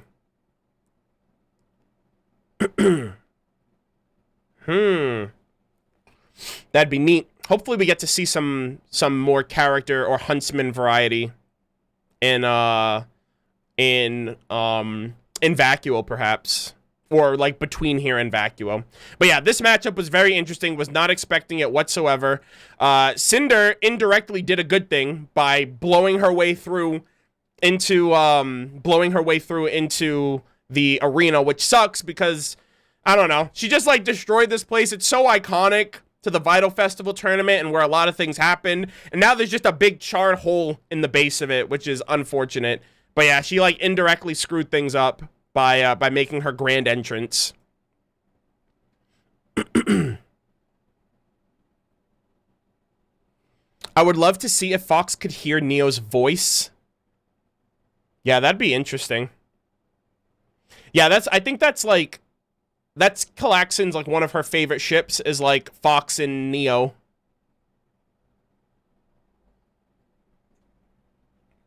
Cinder continues to be the actual worst. Oh boy. But why? I don't know. I mean, she read the book. Like, she read the After the Fall and Before the Dawn, so she really likes Fox. Neo's also one of her favorite characters, and I think she likes the mute and blind dynamic of them too. I'm pretty sure that's the ship that she likes. I'm not saying that's her favorite one. I think that's one of the ships that she likes. I'm gonna ask her again today. I'm gonna be like, either that was right or I just told everyone a big lie. Yeah. Let's see. But yeah, so we got more of the fight sequence here with, I actually did like how this fight, like, plays out. It's just like a constant fight chase, you know, a chase down moment.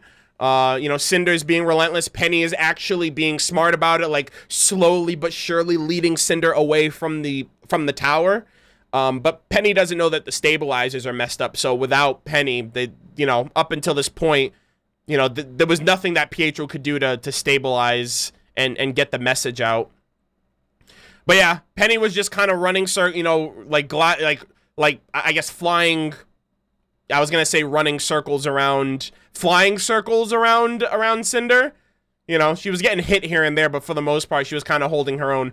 Yo, I swear to God, I think it was chapter 4 or chapter 3, but we literally talked about Cinder and the fact that we haven't seen her bow and arrow in volumes. We actually talked about that a couple weeks ago, and then in this episode, I popped off so hard. I was like, dude, we literally just finished talking about that, and then the next episode, they showed the bow and arrow after so long, which is actually insane. So I think the last time we saw this was actually volume 3, because, I guess, not canonically, chronologically. So chronologically, like, the first time we saw the bow and arrow was when she was fighting Amber. Like, she had a conventional, like, a legitimate bow and arrows. And then after she got the maiden powers, she used the bow and arrow against RWBY at the CCT in volume 2.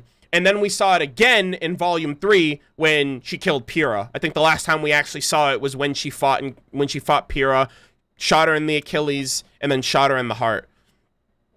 So we actually have it, and then ever since then, when she got the full maiden powers, she's only been using, like, the magic aspect. You know what I mean? Like, this is the first time that she's ever, like, thought to herself, holy shit, I can actually make weapons. She's only really made the glass swords when she fought Raven. You know what I mean? She used the glass swords. I guess that counts as, like, a different type of weapon. But the bow and arrow, to me, is, like, always her signature weapon. It was the first weapon that we really saw her use during volume 2, which is, like, such a cool moment where she, like, does the flip and then, like, the bow just, like, comes into form. That's such a cool shot. That's such a cool shot from volume 2. That's, like, one of my favorite sequences. Even though that little face-off with her and RWBY was way, way, way too short.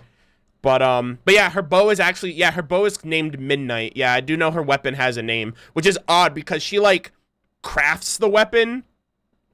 So, like, do her swords have names too? You know what I mean? But, I mean, that makes sense too. Cinderella, Clock Strikes Midnight, you know, all that jazz.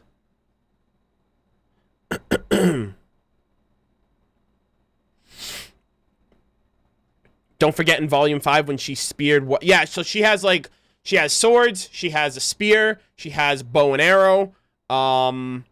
She also has that giant freaking fire greatsword that like Soul Calibur and Soul Edge that she was using against Raven as well. So yeah, there's just a bunch of different like weapons and tools that she has. Now that's a katana. Yeah. Yeah, she's got the little daggers, like she just has a bunch of, like, random-ass tools that, I don't know, she uses for whatever situation. But to me, the bow and arrow will always be her signature weapon for me personally. Yeah. So, yeah, so right here, Penny was actually being really smart.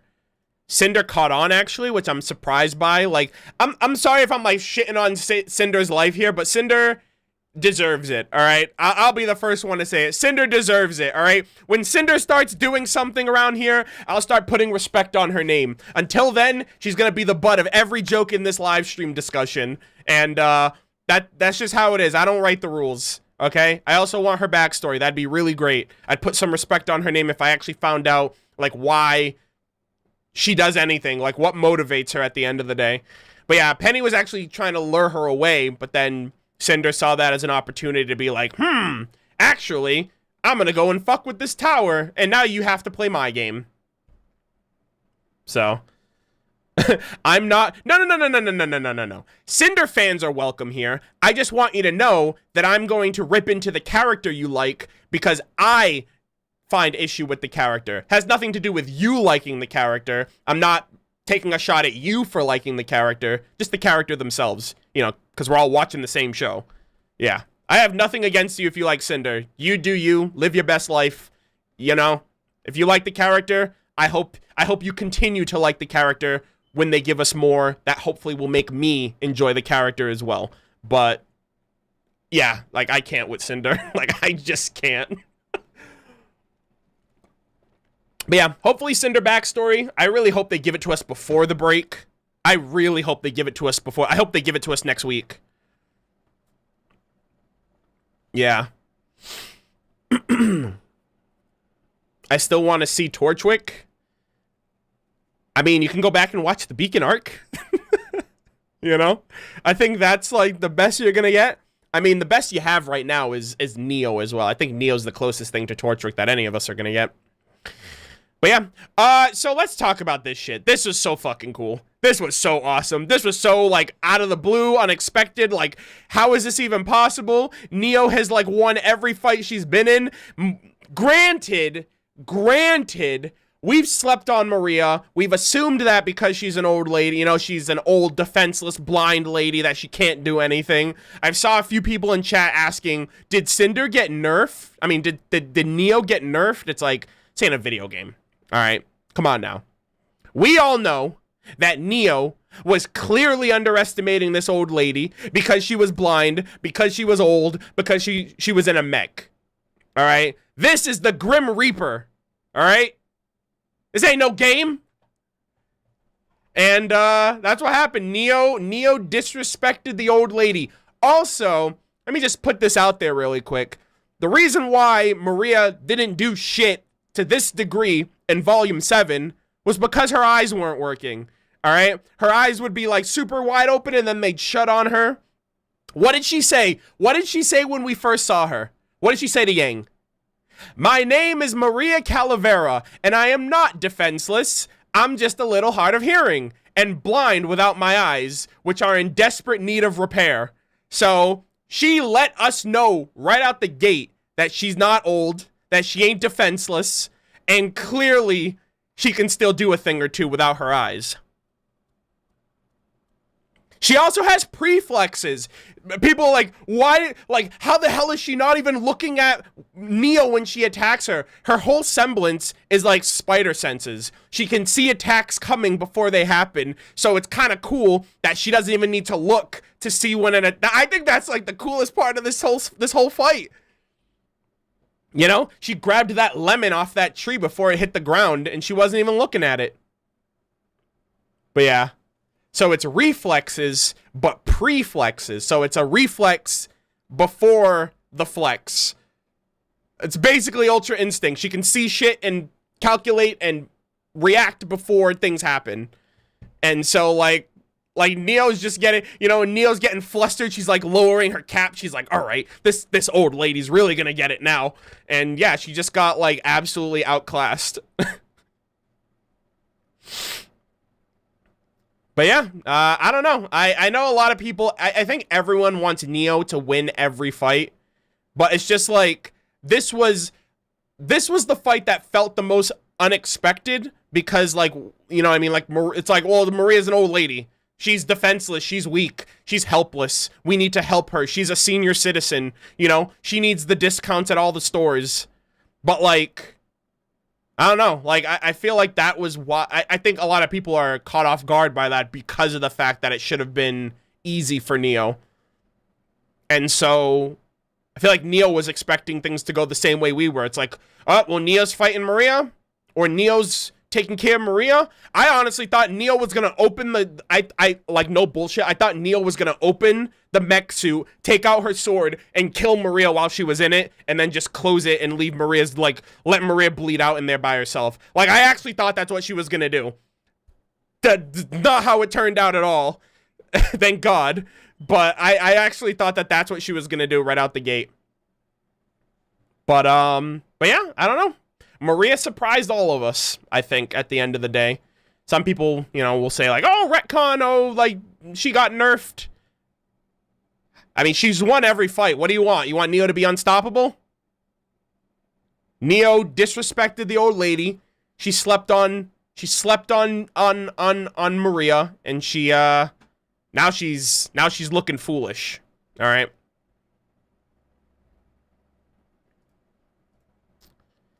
But from that, I really like that fight sequence. That fight was, I mean, that was a little bit of a skirmish right there. And I mean, at the end of the day, Maria's, I mean, she actually still, like, ended up hitting her when her back was turned. Just kind of like a bit of a cheap shot. But I mean, they're villains. They don't play fair. That just really, that made me like Maria so much more now. Like, I don't think she's going to be able to go toe-to-toe with, like, Tyrion or any, like, don't expect, like, her to be able to fight Tyrion. But I think someone like Neo... I don't know. I feel like that matchup's a little interesting because another thing too you have to think about. Let me go back to this real quick. Another thing you have to consider is that Neo is never on the offensive ever.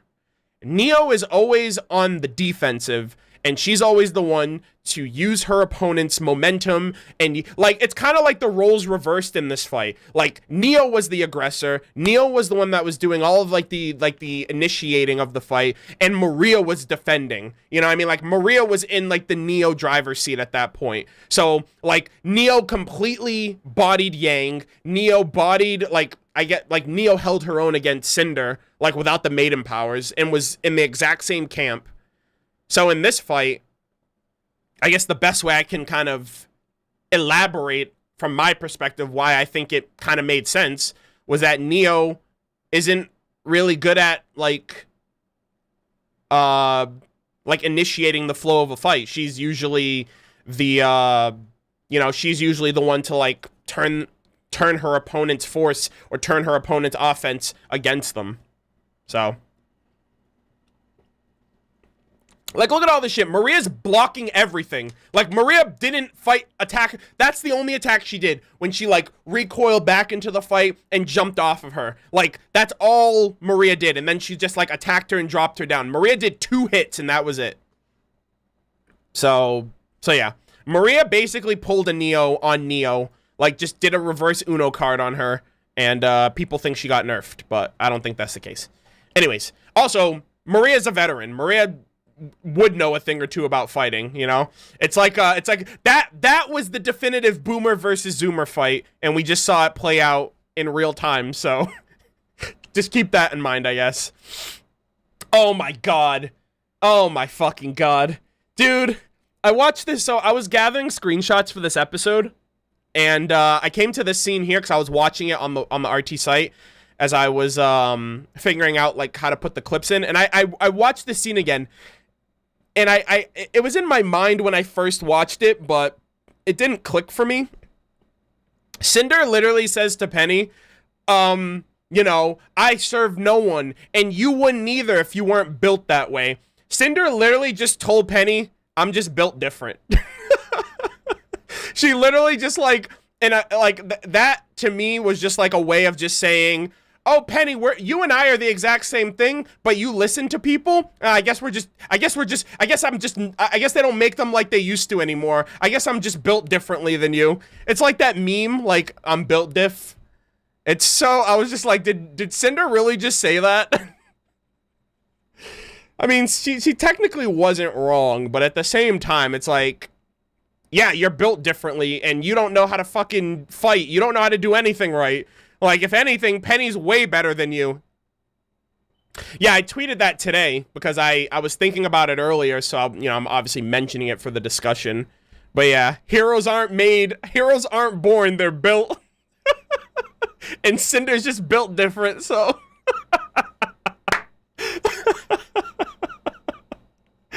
oh man. No, that's really funny. How old is Neo? We don't know. Probably like, I don't know, early, mid-20s, I would guess. I don't know. No one knows. Maybe the writers do, but the community doesn't. But yeah. Someone said Cinder's shoulder looks like prime rib. Okay. Oh, man. Torchwick knew, LOL. I mean, I guess. But yeah, that Grim is slowly taking over Cinder, slowly but surely. But yeah, see, Cinder's actually doing good.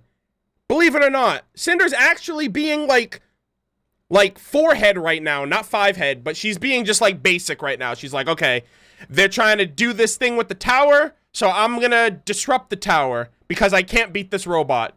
And we're gonna try to make it happen. Oh my god. And then she still somehow finds a way to fuck it up. But yeah, the whole thing, like, right here, she's like, you know, I serve no one.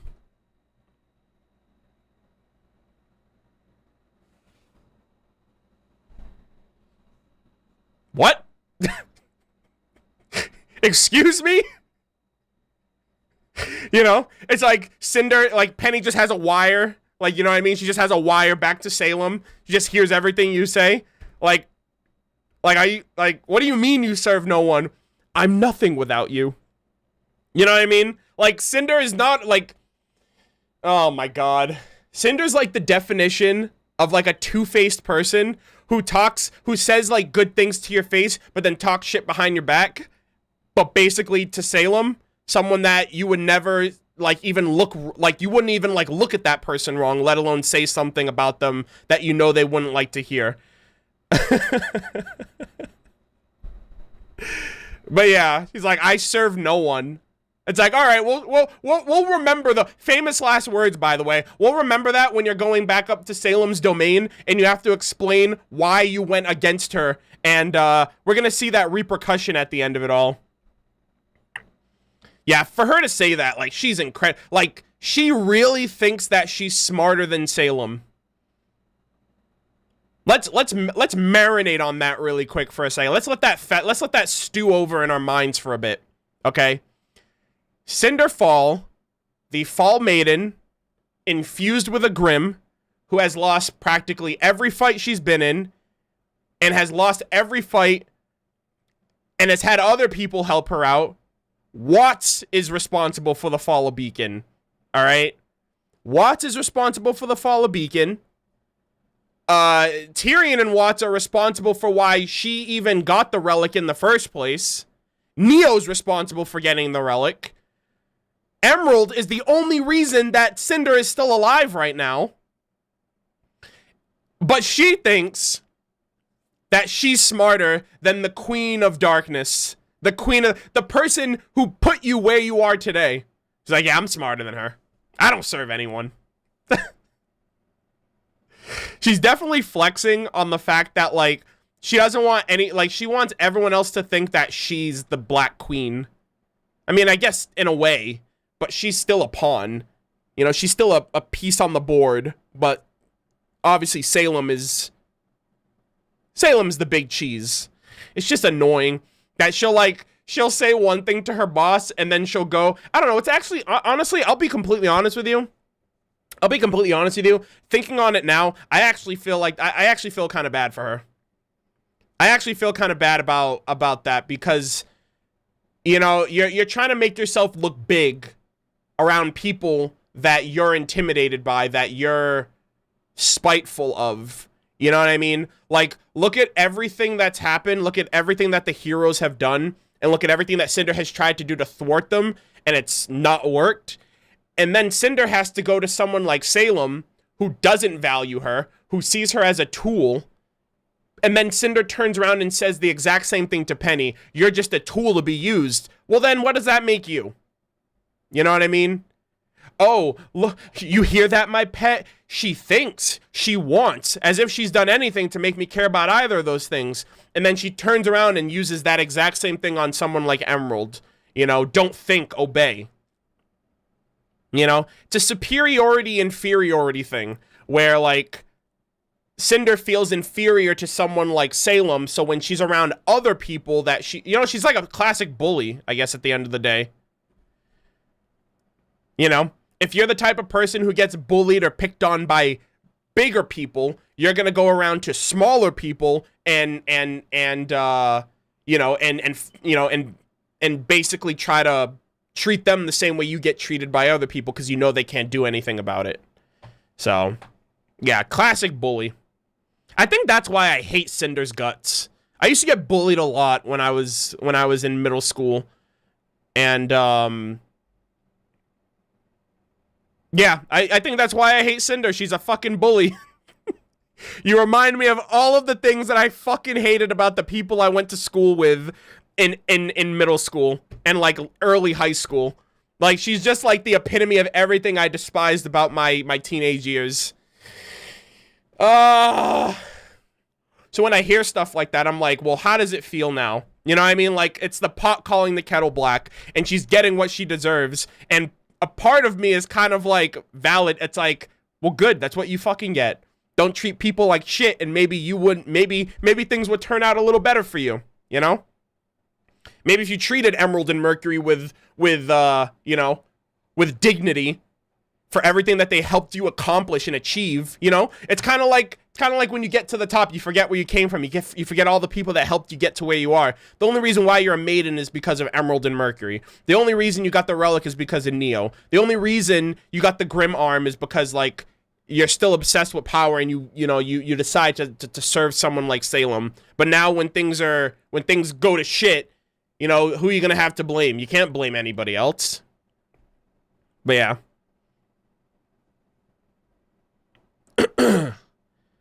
But yeah, I think we all learned a little something today. About ourselves, about each other, and about Cinder. Yeah. Classic bully right there. Unfortunate. One thing that I will say is, though, like, there was a little bit of truth to her mentioning, like, again, like I said earlier about Penny, you know, like, Penny wouldn't be doing any of this stuff if she wasn't built this way.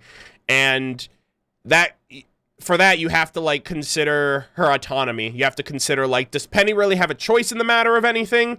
If Penny were to go against, like, let's just say Ironwood tells her to do something, she's like, no. Would Ironwood be able to be like, well, you're going to do it whether you like it or not, push the big red button, now Penny's under my control. Pietro has been shown to have remote control over Penny when he needs to, but would he ever resort to doing that? Would he ever resort to stealing her, to taking away her free will? And can we really say that Penny is doing any of this because it's her choice, or because she knows, like, that's what she was made for? It's obviously to help people, you know? I think all of those points are valid to consider. Cinder, I serve no one. Me. You smell that? I smell bullshit. Yeah. I mean, we all know it. How many times has she told Salem, I'm nothing without you? But when you're not around, I'm everything without you. You know what I mean? Like, it's like out of sight, out of mind. When Salem's not around, she's the head, you know, she's the head honcho. And she calls the shots. And that's why you see when she goes back to Salem, you know, and she's saying all of these things and asking and demanding all this stuff, it's like you kind of you forget your place when you're around Salem. Let me remind you of who you are. Who you are. Let me remind you of your place. You know what I mean? Because she hasn't been around Salem in forever. You know? She's been calling the shots everywhere she's gone. And so, you know, it's kind of like she forgets her place when she's around.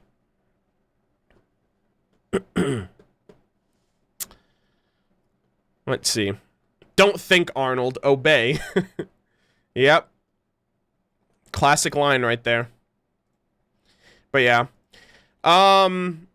the follow-up to this, I was really terrified right here. Like, I was honestly expecting something to happen to Penny for the entirety, like, from the time Ironwood was like, it's time, to when it actually happened. You know, to when she actually got hacked. I was expecting something the entire point. And right here, I realized, I was like, okay, Penny, that's cool and all. That's great that you're trying to prevent Amity from falling. But you do realize that you're a wide open, you know, you're a sitting duck right now. And then she uses the ice to keep the pillars up. I'm like, all right, well, Cinder's gonna get this, right? Right? Like, Cinder's clearly gonna seize this opportunity. So it kind of sucks that the villains have to be underhanded in this way. You know, I thought Cinder was actually gonna attack Pietro. You know what I mean? Because it's kind of like, you're vulnerable right then and there. Your aura is shit. You know, Cinder could have killed you right then and there if she wanted to. But, you know, again, she's not thinking strategically about this. She's thinking of, like, one-track minded. I didn't come here to see what's up with Amity. I low-key came here, realized that the Winter Maiden's here, so I could have my cake and eat it too. You know, because that's the whole thing. She wanted the maiden power. She's like, oh, let me claim the power for you, Salem. Reality, she wants the power for herself because she thinks it'll help her, you know, reach this point of like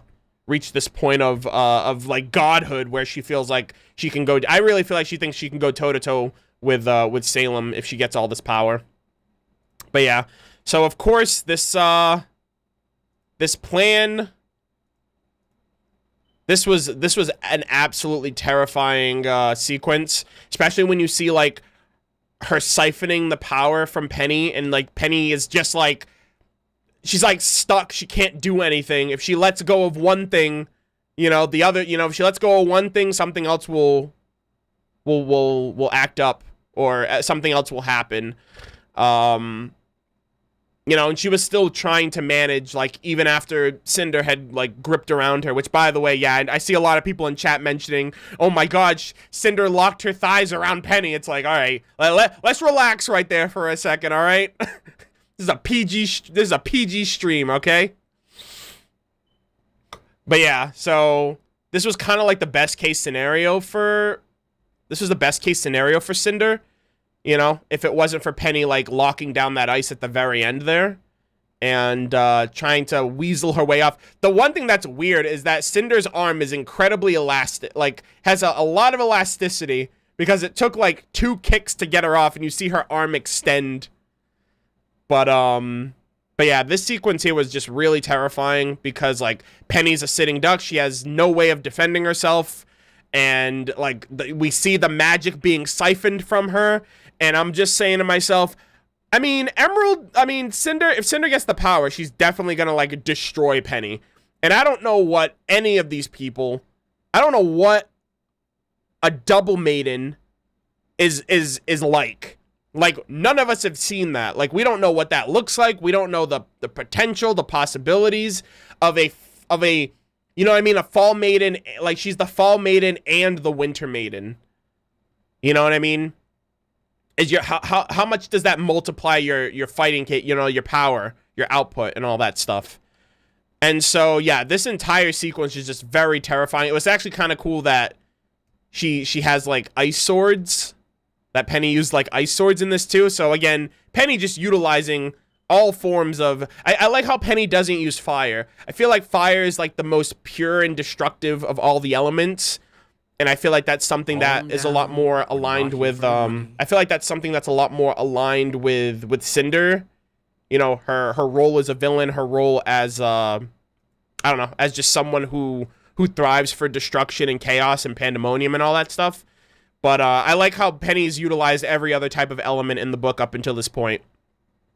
Yeah, I also really love Taylor's performance this volume as Penny. There's so many different ranges of emotion that Penny has expressed. You know, she's been happy. She's been, like, obviously happy, energetic, enthusiastic, concerned, depressed, worrisome, sad, aggressive, terrified, you know, even in moments like this. And I just think the voice acting and the performance by Taylor, especially, like, the moments here, like, you can feel Penny's... You could just feel Penny's, like, the trauma and the fear of her fighting someone like Cinder in this moment. So I already, like, you know what I mean? Like, I love Taylor. She's absolutely a treat to have back in the show, especially since Penny's been brought back since Volume 7. And I don't know, I'm just worried now about how things are going to play out for Penny as a character and how the volume is going to end and where that's going to leave her. I feel like the inevitable is going to happen, like what I'm putting off in the back of my mind and what I'm just not wanting to think about or accept. Because I feel like there is hope. There is an alternative to Penny's fate or Pietro's fate. You know, the Pinocchio references and, you know, Monstra and all that stuff. So I don't know. I just feel like this is still very early in the game. We're a fourth through the volume at this point. Well, we're a third through the volume at this point, and we still have a lot more to get through.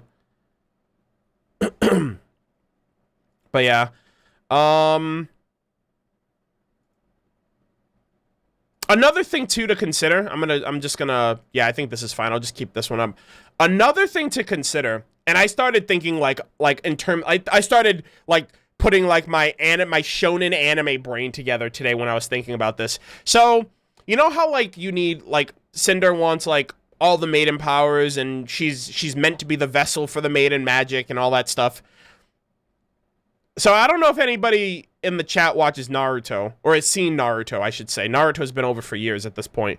So in Naruto, one of the main conflicts and one of the main story points is with the 10-tailed beasts, right? And so there's 10-tailed beasts. They're like these super destructive creatures of immense chakra and destructive power and force and all that stuff. And each tailed beast is a fragment of a whole. So the 9-tailed beasts come together to make the 10 tails. And the way that you can like craft the 10 tails is by like capturing all the tailed beasts, or what the show kind of emphasize is gathering a portion of their chakra. And so Cinder is the Fall Maiden. And the reason I say this, the reason I'm even bringing this up and talking about this, is because of this shot right here. Hold on, this shot right here.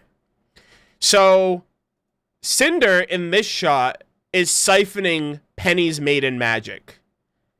She's also the Fall Maiden. She's also siphoned a bit of Raven's magic.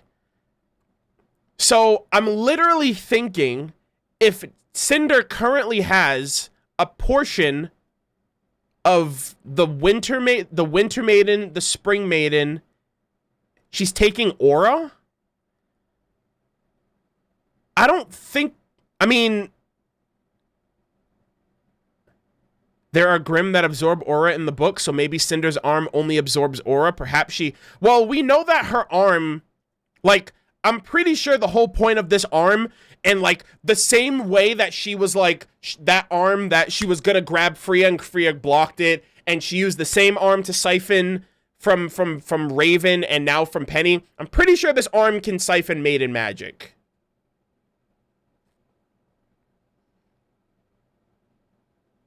That was debunked. She took nothing.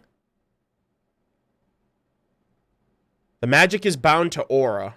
Okay. Eddie confirmed that Cinder doesn't have any of Raven's magic. Okay.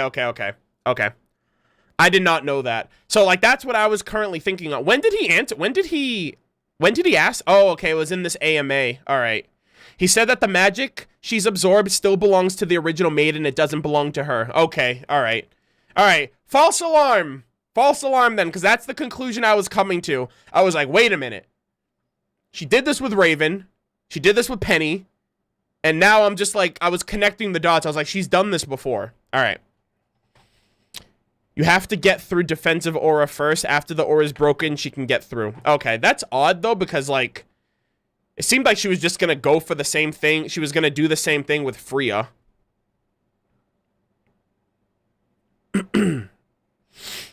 Yeah, I was going down the rabbit hole because I didn't watch that AMA, or I didn't read the AMA. I'm assuming you guys are talking about the Reddit one. Freya didn't have her aura up at the time. I mean, yeah, that's true. So she could have just gone in like 0 to 100. Okay. Ah, that would have been so great. I would have been like, damn, that means she has a portion of each of the maiden magic so far, and I wonder if that's gonna have any type of implications as time goes on. But god damn it. Okay, well, false alarm. Let's move on. Forget everything I just said. It is unfortunate.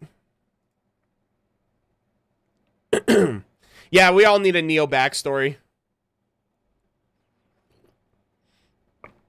I just really wonder if Cinder is going to get more than one power.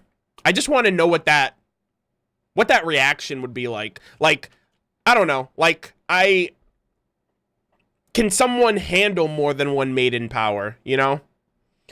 And we might get that. I'm not entirely sure. It really just depends on the fate of Penny.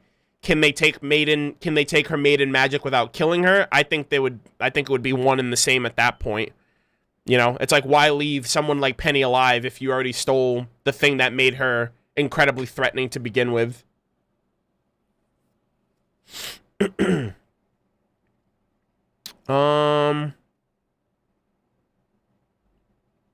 Ozma could handle it. He used to have all four.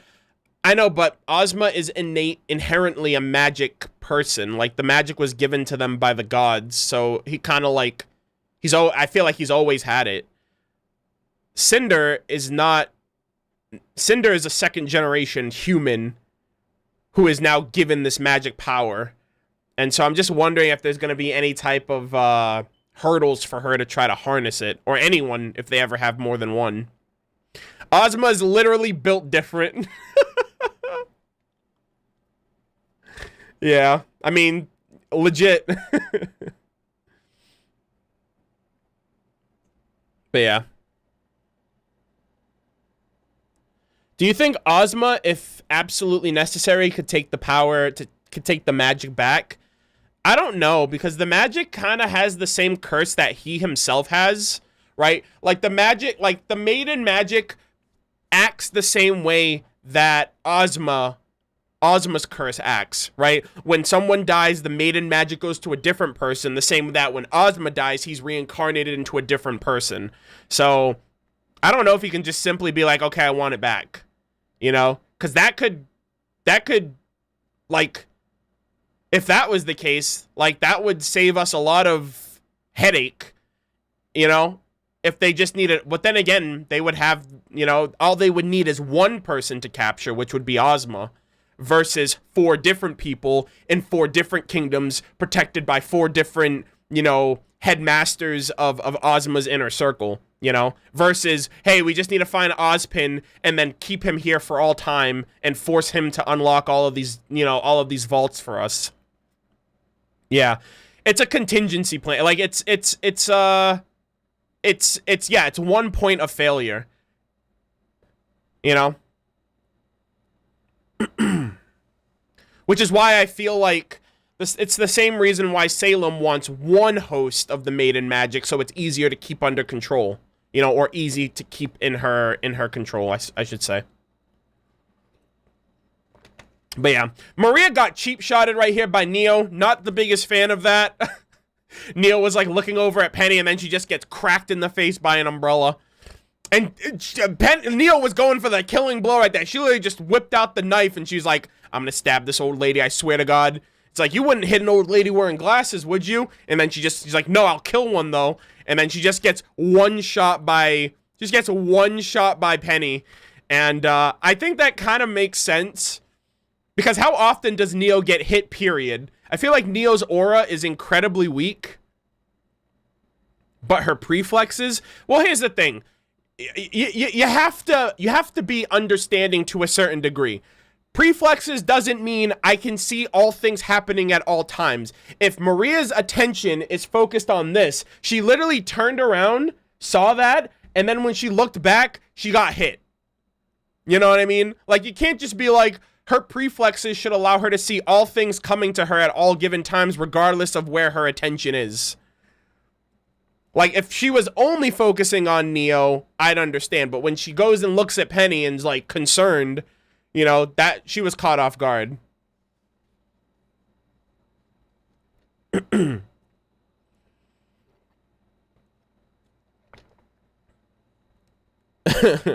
Plus her reaction time, like her normal reaction time probably isn't what it used to be.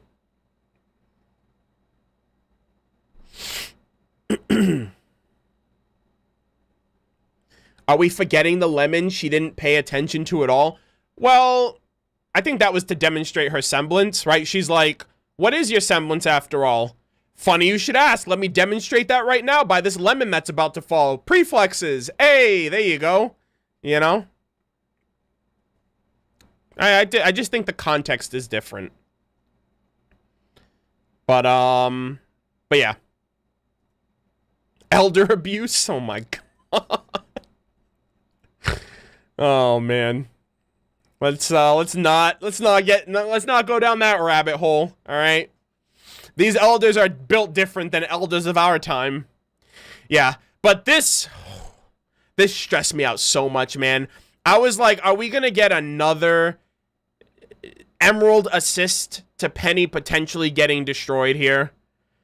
You know, with all of the clones, you know, she's been doing that. She's done that so many different times. Like, she did that with Mercury against Yang in Volume 5. But yeah, this was an absolute, like, an absolute victory. And an absolute, like, slapping for Cinder. I don't think Preflexes is a passive semblance. That's another thing, too. I don't know if it is passive or active. That's another thing. We don't really know. Maybe we'll find out more in the official companion Volume 2 when they have to update it with all the new characters and semblances and weapons and, you know, concepts to the show since the first one came out. But yeah, Penny basically, like, 1v3'd. Kinda. I mean, she didn't really face off against Neo, but she did wreck Neo. So she kind of took out 2 out of 3. And if it wasn't for Emerald, like, showing a bit of emotion there, I feel like she would have just, like, bodied everybody. But, yeah, she also tried to pull that spear bullshit move that she did against, but she was a little bit more cocky. Last time, she actually acted like a villain and attacked the enemy when their back was turned. This time, she was like, I'm cocky enough and just arrogant enough to think that I can throw this spear with the assist of all of these other fakes when this robot, that I know that's a robot, can't possibly comprehend or calculate which is the real me, and I'll just throw it right at her and hope for the best, you know? Not to mention, all of the other clones didn't throw theirs. So the way, like, she kind of just made herself wide open at that point. So, yeah, and then she was just like, I'm a fire laser, and she just freaking, like, unleashed all of that maiden electrical laser damage and just, like, left a massive she should have just left, like, an imprint of Cinder, like, plastered onto the wall before she hit the ground. Instead of just, like, a charcoal mark into the wall. Wait until Salem sees Cinder unconscious. I don't know, man. Another thing, too, that was kind of cool in this top shot here. Let me actually pull this up. Oh, this bottom shot, I should say. This bottom shot. Wait, is it the bottom shot? Or, no, it's the top one. My bad. In this top shot right here is, when you see the heat seeking. Wait, which one is it? Am I, like, tripping right now? Hold on. Hold on. Okay, it is the bottom one. I'm an actual idiot. Don't mind me. This is my first time streaming, by the way. So, when you see the heat seeking, the heat signatures, right? Because this is like heat vision over here to try to lock it down. If you look, the Grim arm has like no, like, it's just like neutral. It's just blue, like no life, no heat, no nothing. And so that's kind of interesting that Penny can pick up on that as well. Yeah, it might be easy to miss, but like you can see like every other part of Cinder as she's like barreling towards this girl, barreling towards her. But yeah, the arm is lifeless, and now I feel like everyone kind of knows now that Cinder's part Grim. You know, RWBY hasn't mentioned anything of it since she used her silver eyes on Cinder again, and Cinder's arm was exposed that second time they saw each other The second time it happened, well, actually, technically, the third time that it's happened to Cinder since volume 3. Attention to detail. Yeah, no blood flow or aura. Yeah. I kind of feel bad, though. Like, I feel like Cinder having that Grim arm, it's like Salem has control over you.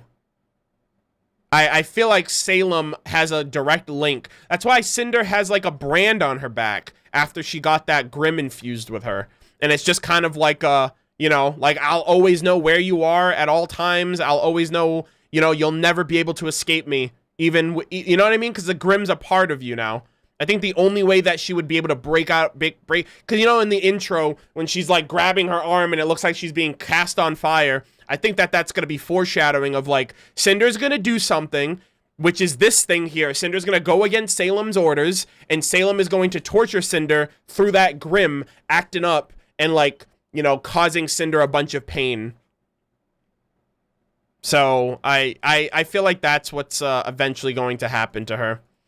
And then, obviously, Emerald realizes... See, this is the thing. This is the thing that Cinder needs to follow through with, which is, like, be a little bit more humble and know when you've lost a fight. You know, live to fight another day. There's nothing ashamed... There's nothing to be ashamed of about that. Emerald's like, I know I can't beat you. And if you're gonna kill me, the least I'm gonna do is put a couple bullets in you before I die. And, you know, that just gave Penny a little sense of, like, okay, maybe I'm not a complete, like, monster of a machine. You know, this girl's actually emotional and cares about Cinder, even though Cinder's acting up and trying to kill all of us. But they're no longer a threat. I'm going to be the bigger person here. I'm going to go and fix the thing that matters more right now, which is getting this message out. You know, and poor Emerald doesn't know any better. You know, she's conditioned to be like, I don't care about anything or anyone. I don't care if this person that I care about treats me terribly. I don't know, that her situation alone is very tragic as well. It's kind of, you know what I mean? It's like I pity Emerald because she's not a bad person. She's just rolling with the bad crowd, you know? Same thing with Emerald. I'm sorry, Mercury, I should say. So I feel like the only way that Emerald is going to learn is if she, you know, if Cinder shows her, you know what I mean? It's not enough for someone to tell her that Cinder's a bad person or that Cinder doesn't care. She has to see it to believe it. And, I don't know. I know some people have mentioned that they want Emerald to have a redemption arc, or, you know, they want Emerald to be the person that, like, breaks from Cinder. I think this, I don't know, this could be it. It really just depends on how Cinder treats Emerald after she comes to, because Emerald, if not for Emerald, Cinder would have died here. You know? Emerald is getting very close to being beyond redemption. I mean, why? Emerald didn't kill anybody. Emerald hasn't really done anything, you know? She's not like Ironwood. She's not like Cinder. She's not like Salem. You know? And in her own words, she doesn't care about any of this. She only cares about... She's following Cinder. You know? She's definitively misunderstood. Tuxin? Yeah, but Mercury killed him. Alright, Mercury killed Tuxin. I mean, think of it this way, okay? Think of it this way. If Ilya can be a part of the White Fang, a massive terrorist organization that also put a hit on fucking Blake Belladonna's mother and father, and she can get a pardon because she didn't physically kill anybody, I think there's hope for Emerald. And Emerald's in probably just as bad of a situation. So yeah.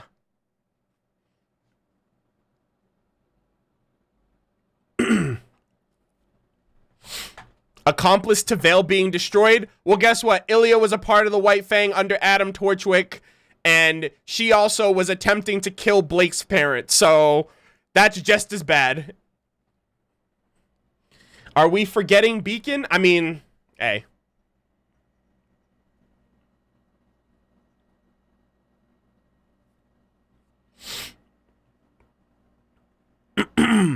Wait, did I say Adam Torchwick? I meant, wait, yeah, I'm sorry, I had a brain fart there for a second. I meant, wait, what was I even saying? Bro, you just called him Adam Torchwick. Yeah, my bad. I meant Adam Taurus. Dude, Adam Torchwick, that's my favorite character, by the way. That's my favorite ship. Confirmed. You all found out the hard way.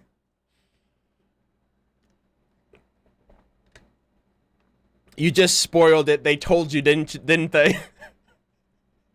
I swear to God, man.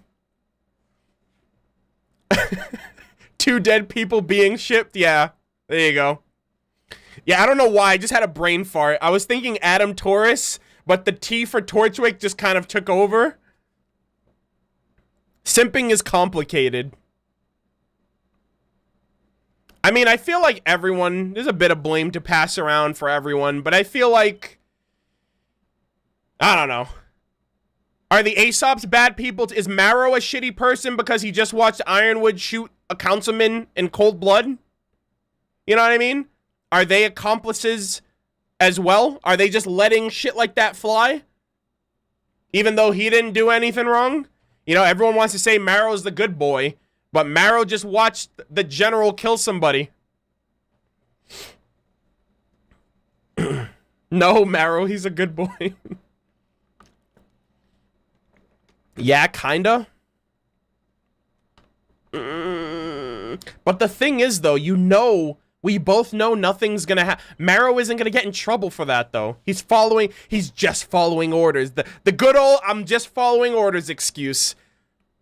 You know? Emerald could be like, I was just following orders. If you can't beat him, what do you want me to do? Say no to Cinder? You want me to die? Emerald and Mercury did all of this for self-preservation. It's like, if I didn't go along with it, I would have died. Cinder cornered me in an alleyway when I was a youngin', and she forced me to join her. Good soldiers follow directions. Oh, boy.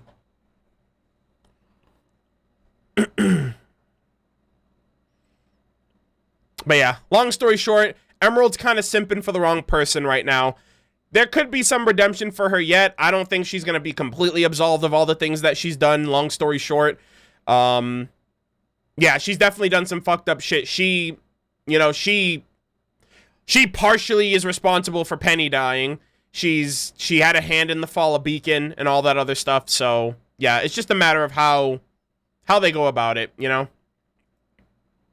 And also, that was like the fastest recovery act I've ever seen in my life. Like, Penny looks over for like 2 seconds, and Emerald's already like halfway down the stairs with Cinder in hand. I'm like, Jesus Christ, that's actually insane.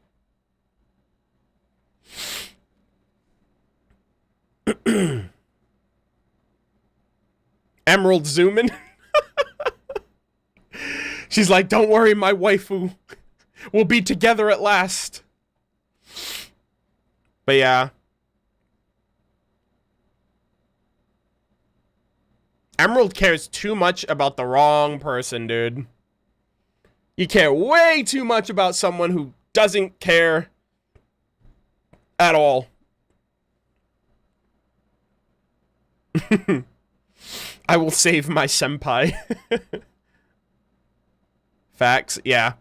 I don't know. Like I said, I think Emerald's gonna learn the hard way. Cinder's gonna wake up. She's gonna be like, Emerald's gonna be trying to like tend to Cinder's wounds, nurse her back to health. Cinder's gonna be like, get the hell away from me, you idiot. Like, we were supposed to have a job. You know what I mean? Like, I just feel like Cinder's gonna be incredibly ungrateful and just be an absolute, like, nightmare for Emerald to deal with.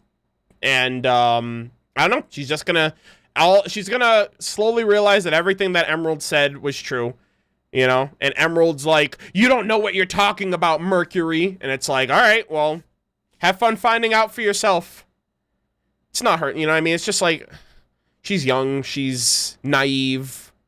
I don't know if she's in love, who knows? But, like, clearly she's, she is guilty to leave Cinder because Cinder saved her. You know what I mean? It's like the ultimate trap. But yeah, anyways. The signal falls, and then the father, you know, the fatherly instincts come out. This is understandable. I mean, I know I talked about it. I touched up on it a little while earlier, but I feel like this was always going to be a thing that happened. It was slowly, you know, slowly building up over the last couple of episodes when Pietro's like, I think when Amity goes up, you should be on it with Maria and I. Why? Because all the crazy shit's gonna be happening everywhere else, and as long as I know that you're safe, everyone else can fend for themselves. And I understand that, like, but the bigger picture is, like, Penny can help. You know, Penny can actually help save lives and people, and you gotta give her that choice, man. You can't just, you know what I mean? Like, he's like, oh, you know, I want to be able to see my daughter live and grow and live her life. But you can't tell your daughter to live her life while also dictating every decision made about her life. You know what I mean? It's a fatherly thing to do. Absolutely. And I can't fault him for that. But there's just some things only Penny can do in this situation. I really like Taylor's performance here, too. She's like, but Dad, I'm trying. I'm like, oh my God, my fucking heart. I mean, he doesn't dictate everything, but what you have to, like, Penny's response is, but Dad, I'm trying to. It's like, I'm trying to live my life, but everyone else is telling me what to do. You know? It's like, do you want me to live my life, or do you want me to do what I'm told? And, like, it's like what I said earlier, like, Ruby's telling her what to do. You know, the Happy Huntresses, the Aesops, Ironwood, Pietro, I don't know, like, everyone is telling Penny what's best but Penny. Maria said it best. It's like, don't you think there's too many people telling Penny what to do? You know? How old is Penny, though? I mean, I guess technically as old as Pietro, if we're going by aura.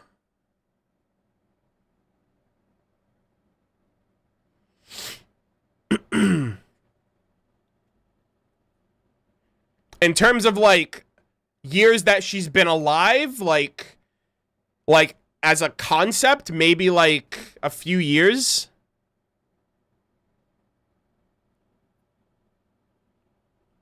Damn, Penny's an old man? No, I just mentioned age. Nobody has an age in RWBY.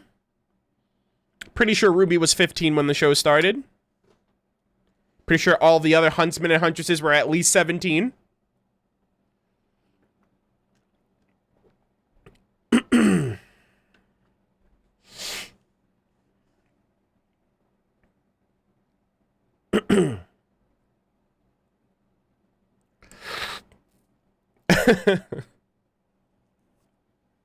$14 actually for RWBY? No, RWBY was 15 in volume 1. Everyone else was 17. She's like 5 volumes old. Yo, imagine, how old is Salem? That's the real question. That's the real question. Imagine living for that long. Honestly, if it was up to me, I think I would like to live, like, if I progressively aged, right? So, let's just say my lifespan was 300 years old. My lifespan at 300 would be the equivalent of if I was 100 years old normally. So, I would like to live for, like, 300 years. I think 300 is, like, a good time frame to just see enough of how humanity and life and technology progresses, but not too much to where I'm just like, fuck, this is a really long life. I don't know how much longer I got. You know what I mean? I think I would like to live for like 300 years. So like for my lifespan, like 100 years would be like 30. 200 years would be, you know, 60, and then 300 years would be like 90, 100. I kind of would like to live that long. I'd live like 3, 4 lifetimes at that point. Or technically 3 if you live a good long life. Like if you died at 100, like that's 3 lifetimes right there.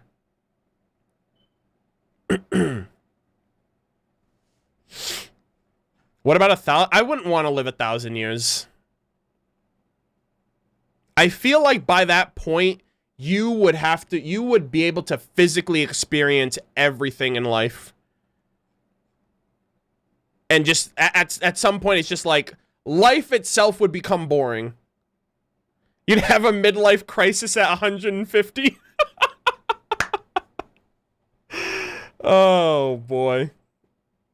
But yeah, I don't know. Random tangents by Arnold, but yeah, just thinking about Salem, how old she is, it's just like, damn, how the fuck are you not like bored out of your mind? Like, how have you still found a way to just, I don't know. I don't know, man. I could not be me. But yeah, I thought this was a very wholesome elderly moment between Maria and Pietro.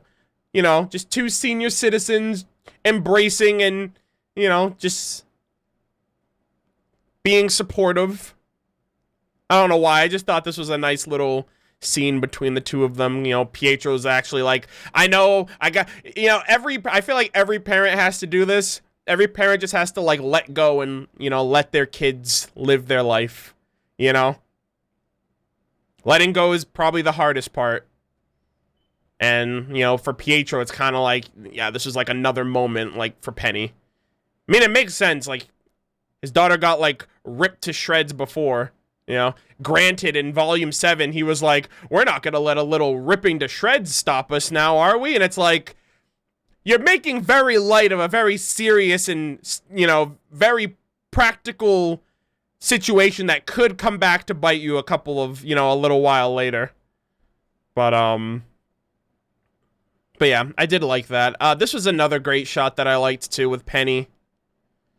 Just this entire sequence here. That's actually the thumbnail that I used for the live stream discussion with Penny looking up at the moon. I don't know why, I just like this. This is just such a good shot of Penny. Why are we talking about letting go during a war? I just meant like, you know, Penny will always be Pietro's little girl, but at some point, you gotta let your little girl grow up. And so, yeah, that's just what I meant. Like, he's being overprotective, as he always has been, but your girl's gotta do her job. So, yeah, that's kind of what I meant here. But yeah, I love Penny. I really liked this scene here. It's probably like the last touching, wholesome moment of the chapter, unfortunately, but yeah, this is just a really great moment overall. And then Penny just is like Robo Astro Girl activated, and then she just absolutely like steals the show. This was kind of like, I thought, so this is what I thought back in Volume 6, I thought Penny would do something like this, but for Atlas.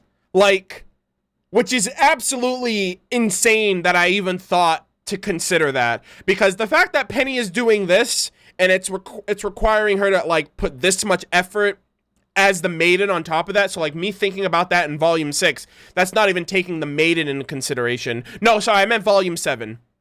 Yeah, Volume 7, I thought of this. I said to myself, I was like, what if, because, like, everyone was theorizing back then, like, Atlas is going to fall out of the sky. And I was like, what if Penny stops it? Like, what if Penny tries to hold the kingdom? But then I'm like, now looking at how she's doing it with Aimee, I'm like, there's no fucking way that was even going to be possible to happen. And so I felt like that's how Penny would go out, is if she tries that with Atlas and it becomes too much for her. Because, you know, Pietro mentioned her core, you know, that they were able to recover her core from Amity. And I was like, what if the core, you know, becomes like over, you know, basically like runs its limit because of how intense it is to, you know, to stop Atlas from falling out of the sky.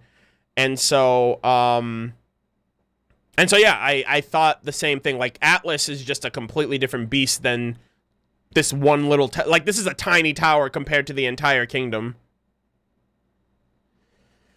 Yeah, and it would kind of reflect the whole, like, Atlas holding the world on their... on his shoulders kind of thing. I mean, I guess you can see that here with Amity Coliseum, because technically, this whole structure is broadcasting a message to the entire world. So technically, this is the closest thing we're going to get to, like, an Atlas reference.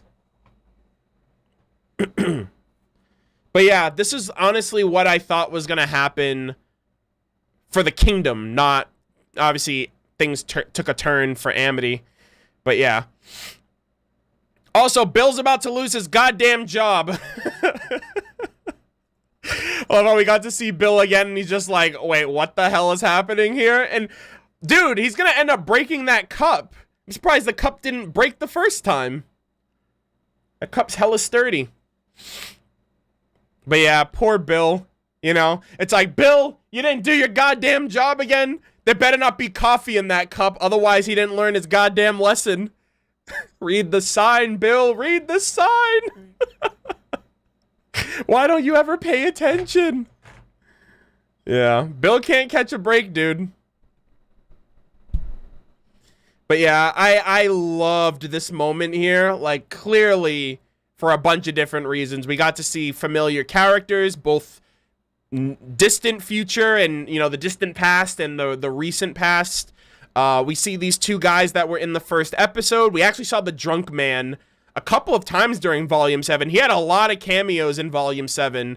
Obviously, first appearing as, like, a drunk guy that was talking smack about, like, Blake and, you know, Weiss threw him in the trash. And then we saw him at the voting booth. And then we saw him again when Jacques ended up winning and all that other stuff. So it was kind of cool to see him. This other guy in the blue cap was also around him as well. So these two seem to be, like, buddy-buddy. So it's kind of cool to see them two just showcased again. Obviously, Bill was in the last episode. Ruby Rose, I'll be honest with you right now. Ruby's response to this first moment here, when she's just like, oh shit, we're live? Hi. Like, that's every YouTuber's first video. It's super awkward. It's super cringy. You don't know what the hell you're doing, and you're kind of caught off guard. You're like, are we doing this? Oh, okay. All right, let's do this. Okay. Hi, my name is such and such. She's basically a YouTuber now, because this was also a pre-recorded video. So, I kind of like that. You know what this also reminds me of? It reminds me of the Ruby Chibi skit where Tai Yang had, like, a droid. Not a droid. What are they called? I forgot what they're called. I think they're called the flying drones that have, like, the cameras on them. It's like, because Bernie had one of those. And, like, Tai Yang was basically like, he's like, yo, I'm going to start vlogging or, you know, vlogging or whatever. And, like, that reminds me, like, Ruby's like, well, I'm uploading videos to the internet now. I'm a YouTuber. So, I found that parallel to be pretty neat. But yeah. Holy shoot, William! Dude, you're crazy! My squad and I are sitting in the barracks when... Oh, my squad and I were sitting in the barracks when Huntress Rose came on the air. We said nothing when her speech finished, only shared a single nod. A nod that conveyed that we will stand, fight, and die for our home. We will sacrifice everything for our people. Semper Fi. I mean... Hopefully you mean that in, like, the sense of, like, working with her and not with Ironwood. But thank you very much, William, for the colorful commentary and the continuous... I think at this point you're kind of continuing on with this, what's the word I'm looking for? Like, you're, like role-playing. It's definitely entertaining. It's like me and we're like, all right, we're gonna do this. We don't know who you are, Miss Rose. We don't know where you came from. We can't validate or verify anything you're saying, but we'll follow you into the unknown. Let's get Rose to 100K subscribers. Oh my god. Imagine Rooster Teeth had like a, you know, like League of Legends is doing that with like KDA, where they have like KDA like Twitter accounts and Instagram accounts, and people follow these virtual characters like they make these virtual characters actually like lifelike, like they're real people.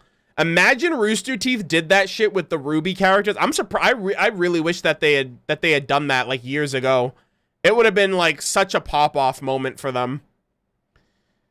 If they gave like Ruby Weiss, Blake, and Yang like official Twitter handles, but then you would have to literally just hire people to run these Twitter accounts, and it just becomes unrealistic.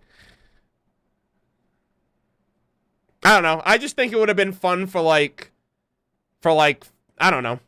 Just like a interesting thing. Kirsten Love, how you doing? I missed the first part of the stream, but I'm here now. Hiya, Arnold and friends. This episode had my emotions all over the place. You and I both. You and I both. I was talking about that earlier. I was like, I didn't know whether to be excited or fearful for this chapter. Like, every time something exciting came along, I actually felt bad about getting hyped because, like, I was like, I like this fight, but I'm worried about Penny. But this fight's super hype. But I don't know if I should feel that. So yeah, I felt super torn with my emotions this chapter too. But yeah, like we see Ruby giving her speech in the Happy Huntress bar. We see Mistral Station from Volume 6 when they, the train station that started off in the first episode. So that's like a really cool scenic moment that just reminds you of like the time in, from RWBY. We have Terracotta, Saffron Arc, and baby Adrian from Volume 6 as well, back in Argus, Jean's sister. That's just so cool, man. Also, does that make Adrian Jean's nephew? I don't know if the baby's adopted or whatever, but I mean, I guess in the laws of marriage, I don't know if that's his I don't know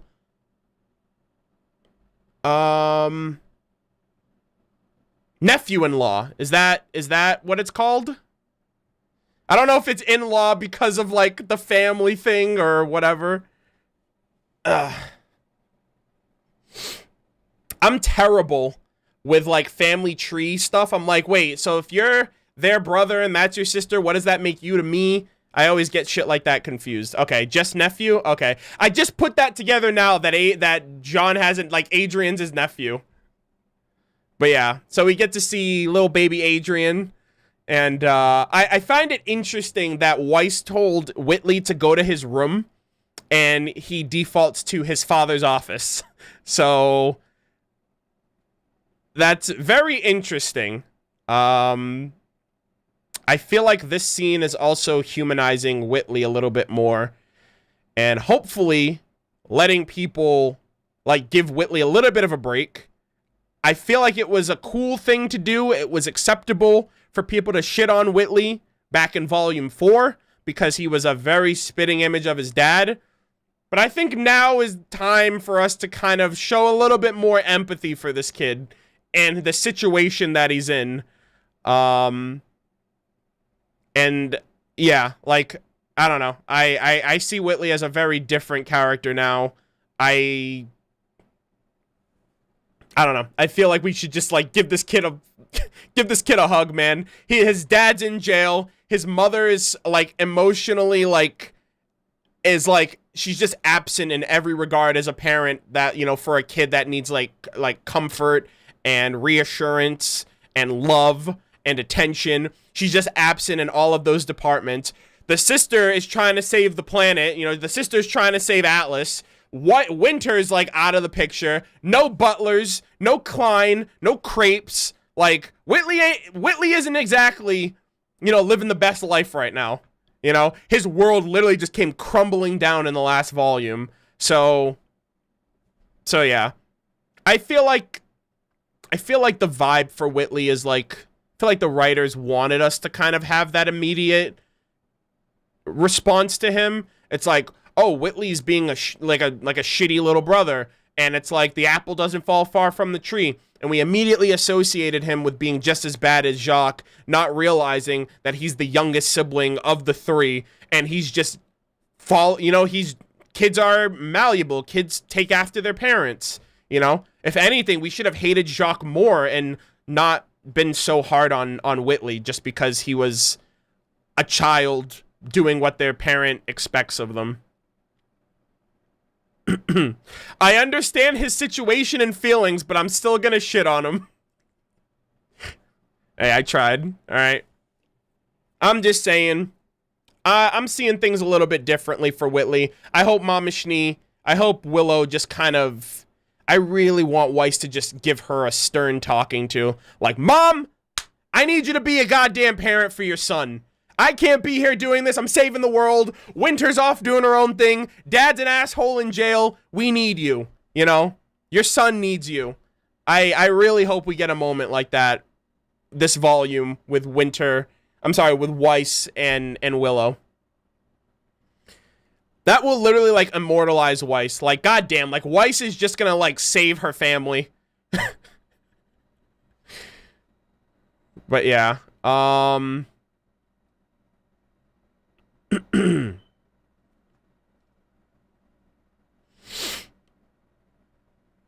Jacques' picture behind him is a symbol of his influence on Whitley. I mean, I just think it's like, I don't know, like, Whitley is just targeted towards that attention that his father gave him, because, like, where else is he going to get it from now, you know? His parental structure is in shambles. It's like everything that worked out for him is now kind of like falling apart. It's not really his fault. Like I said, he's just a kid. But yeah.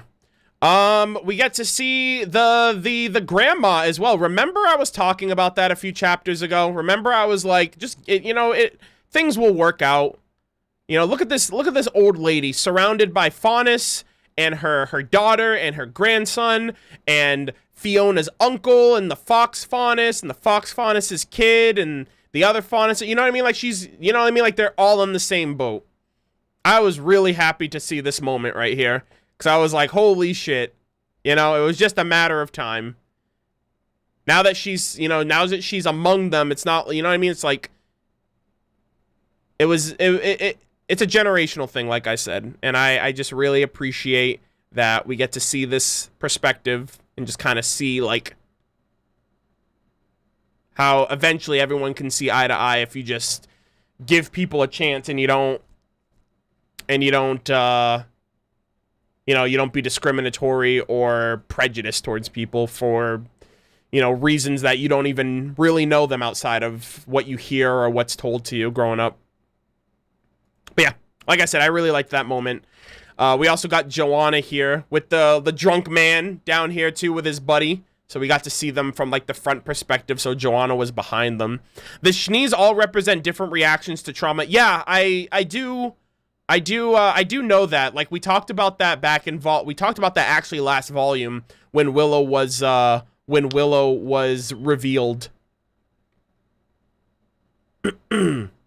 Yeah.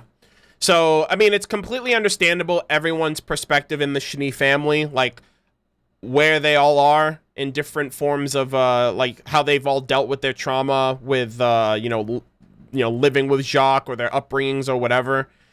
I just think now it's time for Willow to thaw. I think it's time for Whitley to grow. I just think now is a good time for them to kind of, and I'm not saying it's going to be easy. I think now is an appropriate time for their growth to take place. If only Forrest lived to see the day. God damn it. Anyways, we got to see Sun and Neptune, and this was a really cool moment here because, like, they're off, like, in vacuo, so it's kind of cool that we're seeing the sun rise for them differently than everybody else. Or is it set? I think it's actually setting. I think the sun's actually setting for them, and it's about to rise back in Atlas by the end of the episode. So this was super cool, seeing Sun and Neptune for a brief moment. I don't know if the events of the book have already taken place. Right? Because obviously, the fall of Beacon is a year after, so the fall of Beacon those events probably already happened. But then like Sun and Neptune are in the follow-up book, so I'm wondering if like once they get to Vacuole, then things are gonna be happening during that book canonically to what's happening with Team RWBY and everybody else. I don't know if they mention this. Actually, yeah, I was like, because if this message is being sent out, wouldn't it be after the event of the book then? Yeah, it's after the book, yeah. So all of those events happened, and then they get the information about Salem. Okay, yeah, that actually makes a lot more sense. Okay. Yeah, so that's going to be pretty cool. I'm just going to say this right now because I've been hoping for this for a really long time. I really hope that after the main RWBY series is done, right? After RWBY, the show, like the story of Salem and Ozpin and Team RWBY and Team Juniper, once that's done, I really hope they decide to animate the books. Like a volume, like animate a volume of Before the Dawn, After the Fall, and whatever other books that they come out with, and just turn those into shows. If they're going to come out with a Team Stark book, give us the book. Just pull a Japan. Like, that's what Japan does with manga. Like, make a book and then adapt that book into a show. And it's like, there you go, Rooster Teeth. I just printed out tons of extra subscriptions of Rooster Teeth First membership. You're welcome. I expect my royalties in the mail, and once that day happens, I'm gonna come back to this video, I'm gonna clip it, I'm gonna put it on YouTube, I'm gonna put it on Twitter, I'm gonna be like, hey, you're welcome, community. I'm the reason why we have this. You know, thank me later.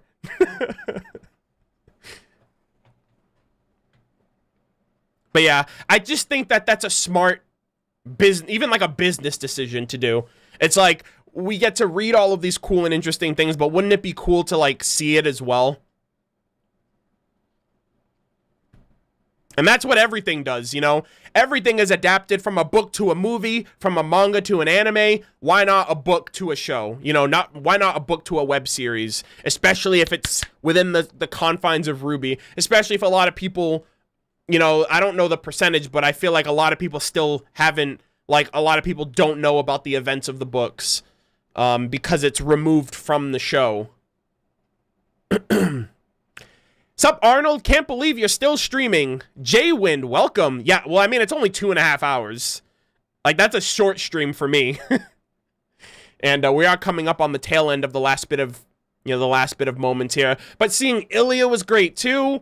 You know, they're obviously talking about Atlas, and that's where she went, that's where her family sent her to school, and that's obviously where her family, like her mom and dad, died in the mines. Which I think the mines that they were talking about, right? They were like, there was an explosion, a chain reaction. You know, the mines that they were mining that we saw in Volume 7, the same mines that just blew up in this episode, were the mines that had, like, really explosive, like, reactionary dust. I honestly think the mines that got destroyed, like at the beginning of Episode 3 of Volume 7, were the same mines that her parents died in. And so it's kind of cool, like, I wonder if she was just thinking about that, thinking about Atlas, how she used to be there, and how, you know, that's obviously where her parents died and all that stuff. And then Gira calls her, you know, because she's helping him with the new Brotherhood of the White Fang, or whatever they're calling it now. So he's probably calling her because he's getting the same message, you know. So, you know, things are probably happening back in Mistral for them too. Why is Gira calling her? Why is Gira calling? I mean, like I just said, it's probably just either to let her know, like, hey, you know, clearly, you know, we know what's up with them right now, or he's just calling because, you know, they're working together on the White Fang, or the new union of whatever the remains of the White Fang are going to be.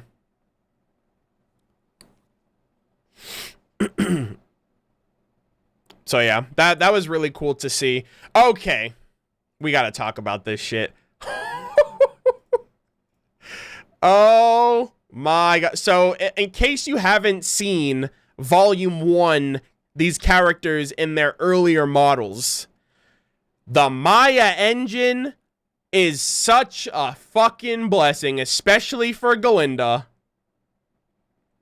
Holy shit. The shopkeeper, I was not expecting to see him. I was so fucking shocked to see the shopkeeper. I really didn't think we'd ever see him again until we went back to Vale. But the more I started seeing, like, all of the other locations of Remnant, a part of me was like, are we gonna see anything from Vale? And then we got the fucking shopkeeper, dude.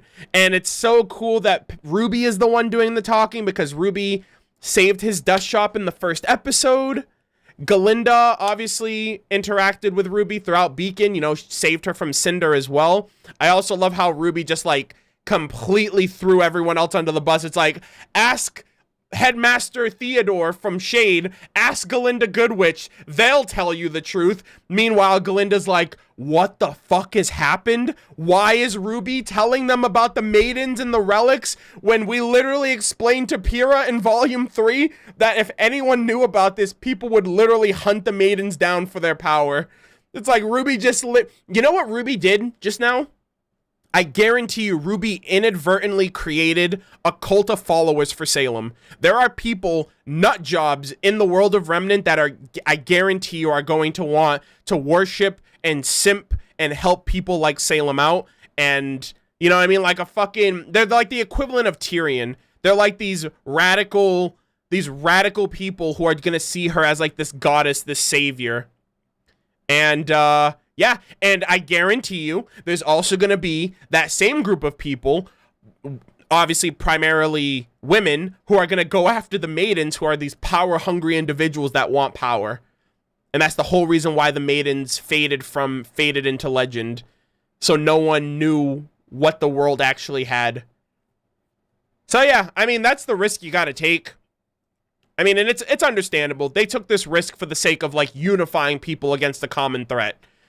We can deal with the aftermath of the maidens and the relics afterwards, but for right now, it's not kingdoms, it's not a new enemy, it's not the Grimm, it's not these soldiers, it's this one entity that's controlling all of these things, and it's driving us all apart.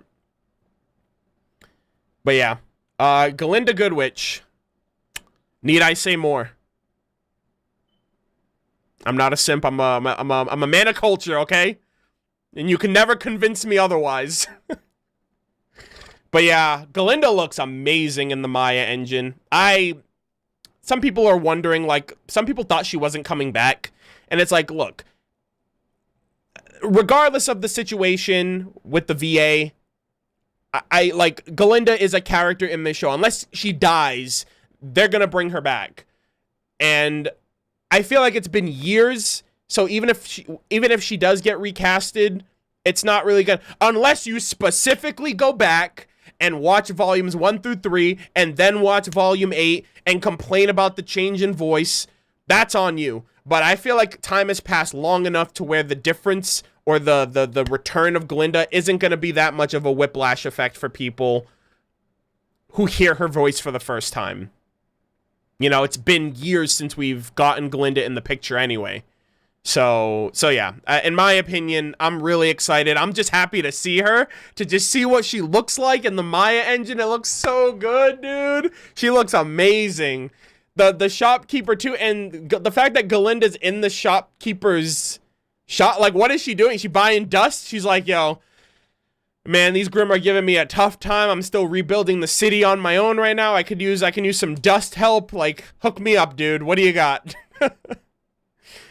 So yeah, I don't know. I just really, really, really like that that Galinda's back in here.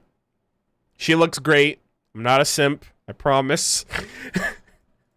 But yeah, I don't know when we're gonna see her again, but now she also knows what's up with Ironwood.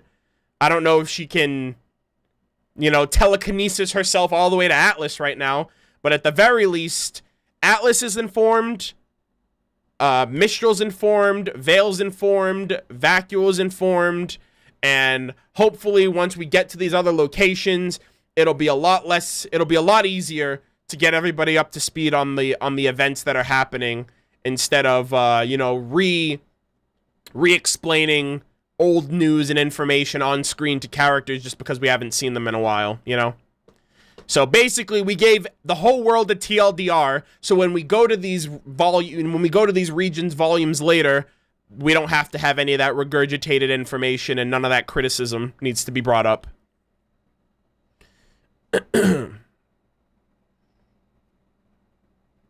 But yeah, damn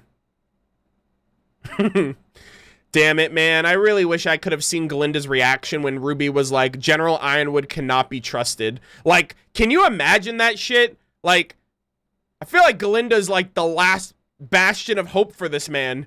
You know what? All you need to do, just show him a picture of what Galinda looks like now. That'll make him come to his senses.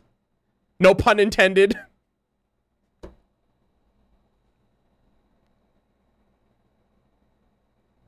I regret nothing. I regret nothing, chat. I regret nothing, alright? Anyways, Ironwood has lost his goddamn mind. Alright? Just in case y'all forgot, Ironwood has lost his mind. And he doesn't seem to be fazed by this at all. In fact, all according to Keikaku, apparently. And I like how Marrow's laughing or smiling. Marrow's like, my boys. They actually did it. I'm low-key happy right now, but I can't let it show because then Ironwood's I'm gonna be the next one with a bullet to my face.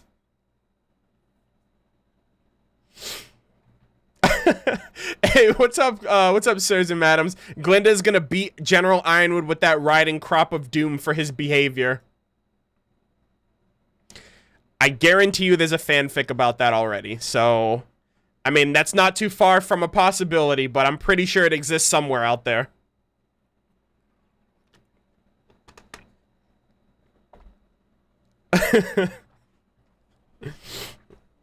Yeah. Anyways.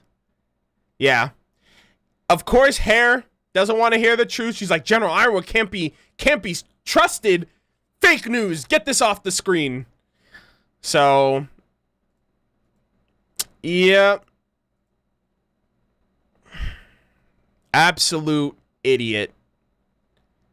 Like, absolute idiot. Like, what did you think was gonna happen? What did you think was gonna happen by... Oh my god. You know what I'm thinking is gonna happen now? Now Watts is probably gonna go back to the cell with Ironwood's...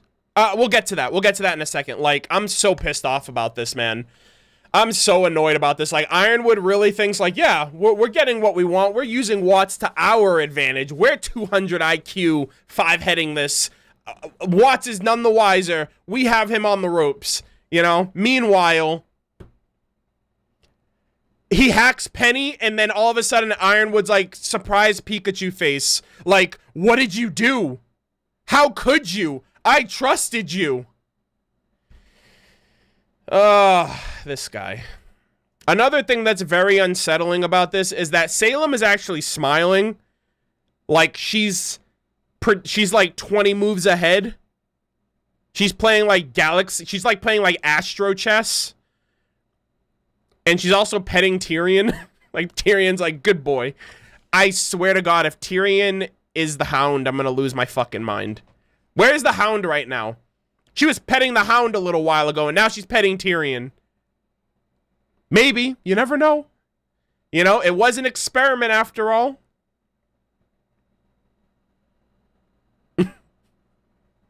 I don't know. We have to wait and see. The Hound wasn't around. I'm like, where the fuck was Tyrion? Why? Tyrion was gone. Where's the Hound? Why is she petting this guy? What has he been doing? He's just been sitting there at home. The Hound is just chilling in its room.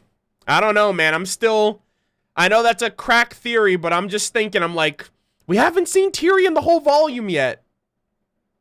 He hasn't done much.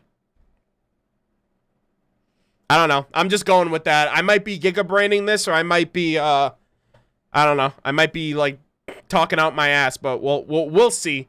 We'll find out who's who's actually, like, mega minding it right now.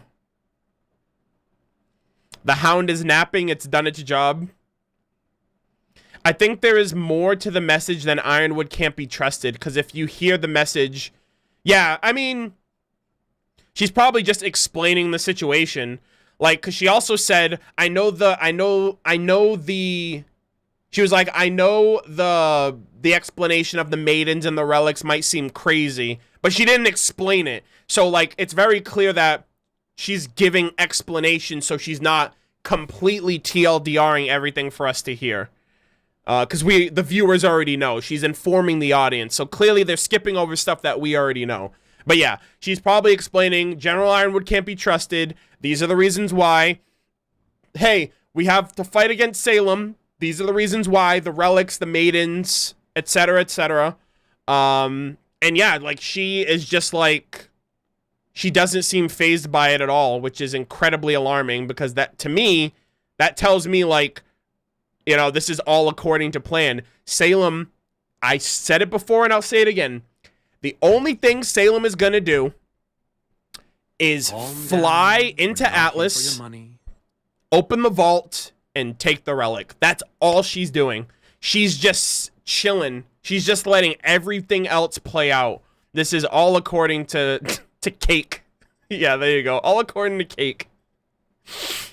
Stop the presses. We have Ladybug interaction. I mean, we always have. I know I like to talk a big game about that, and I like to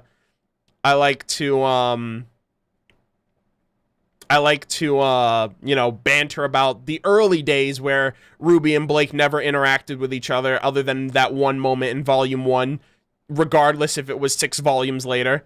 But yeah, I like this. Ruby's like, oh my god, I'm gonna get millions of views. My ad revenue is gonna be sick. And then Ruby realizes her CPM is awful, and, like, she makes, like, $1 per 1,000 views. Which is still pretty good, and then YouTube takes 50% of it, her cut, and then she's like, oh, I guess I'll go die. I guess I'll go fight Salem.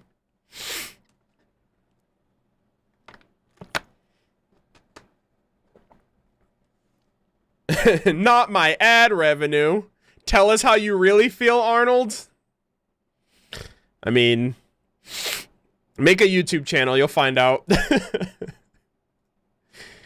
Salem's experiment used to control Cinder, maybe since she's defiant. No, her experiment was the hound itself. I just don't know to what degree that experiment, how deep that experiment runs for her.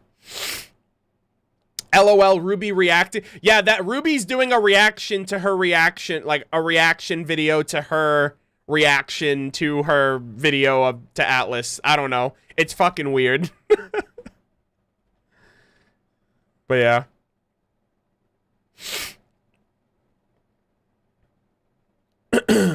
Just wondering why you don't use Twitch? Well, I do, but I stream games on Twitch. Like, that's... Twitch is solely gaming content.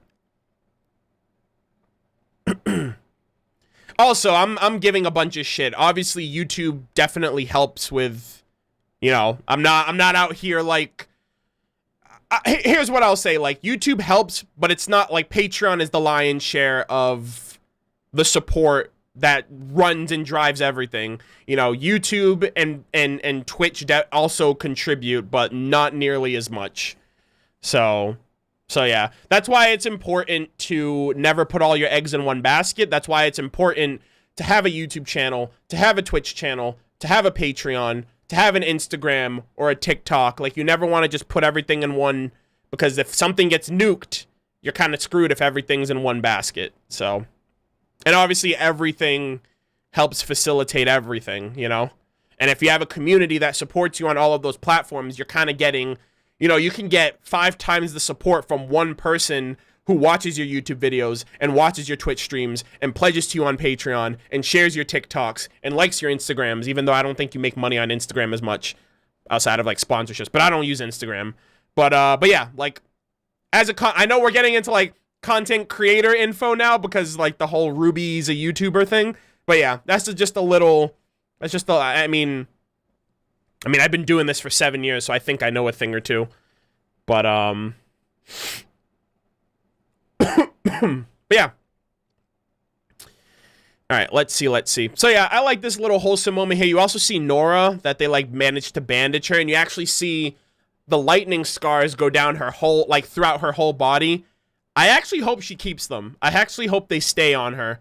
As, like, I don't want it to be like, this is a permanent reminder that you'll never be able to escape. It just shows her growth. I think that's just a great character development representation. It's like you see that, and you just see, like, holy shit, like, that's Nora. Like, Nora actually popped off. And it'll be very interesting to see her moving forward if she does keep those scars, because then you see Volume 1 Nora without the scars, and then you're like, damn, I know what happens to you 8 volumes from now, you know? So it's a cool way of just seeing a character grow.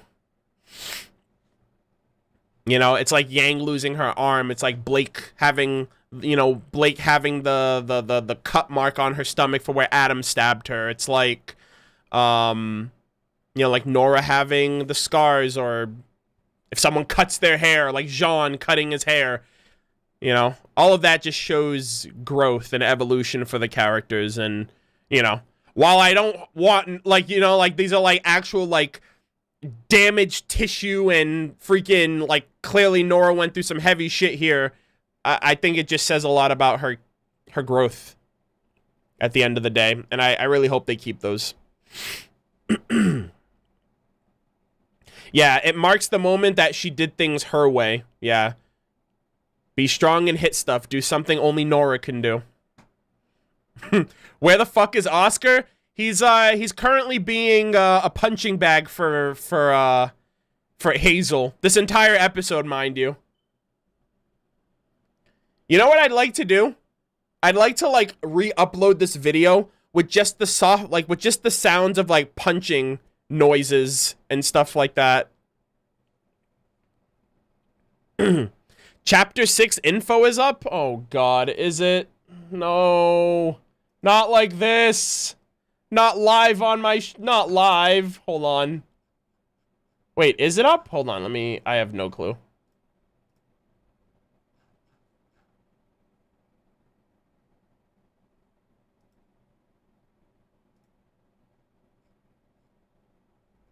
I can't find it. I'm live right now anyway. Someone's probably gonna post it on Twitter. I'll check it out later.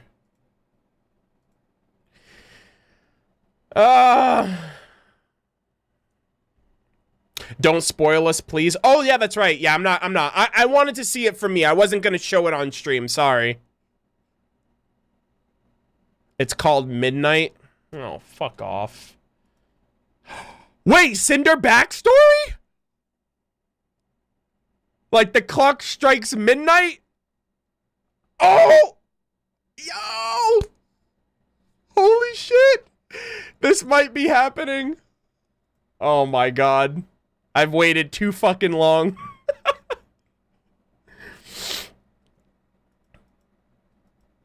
I mean, the title of an episode is not a spoiler. Come on, get over yourself.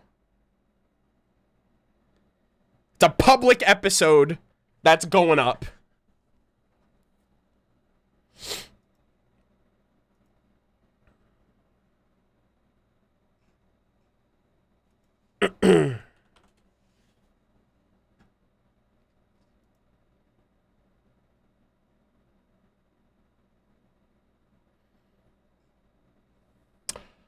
Yep. Holy shit, I just saw the thumbnail. Okay. I'm gonna stop that now. Okay. Anyways. If you look on Twitter, you'll be able to find it. Look up RWBY in the search tag, and you will find the thumbnail. I'm not gonna post it here for people who are not first members.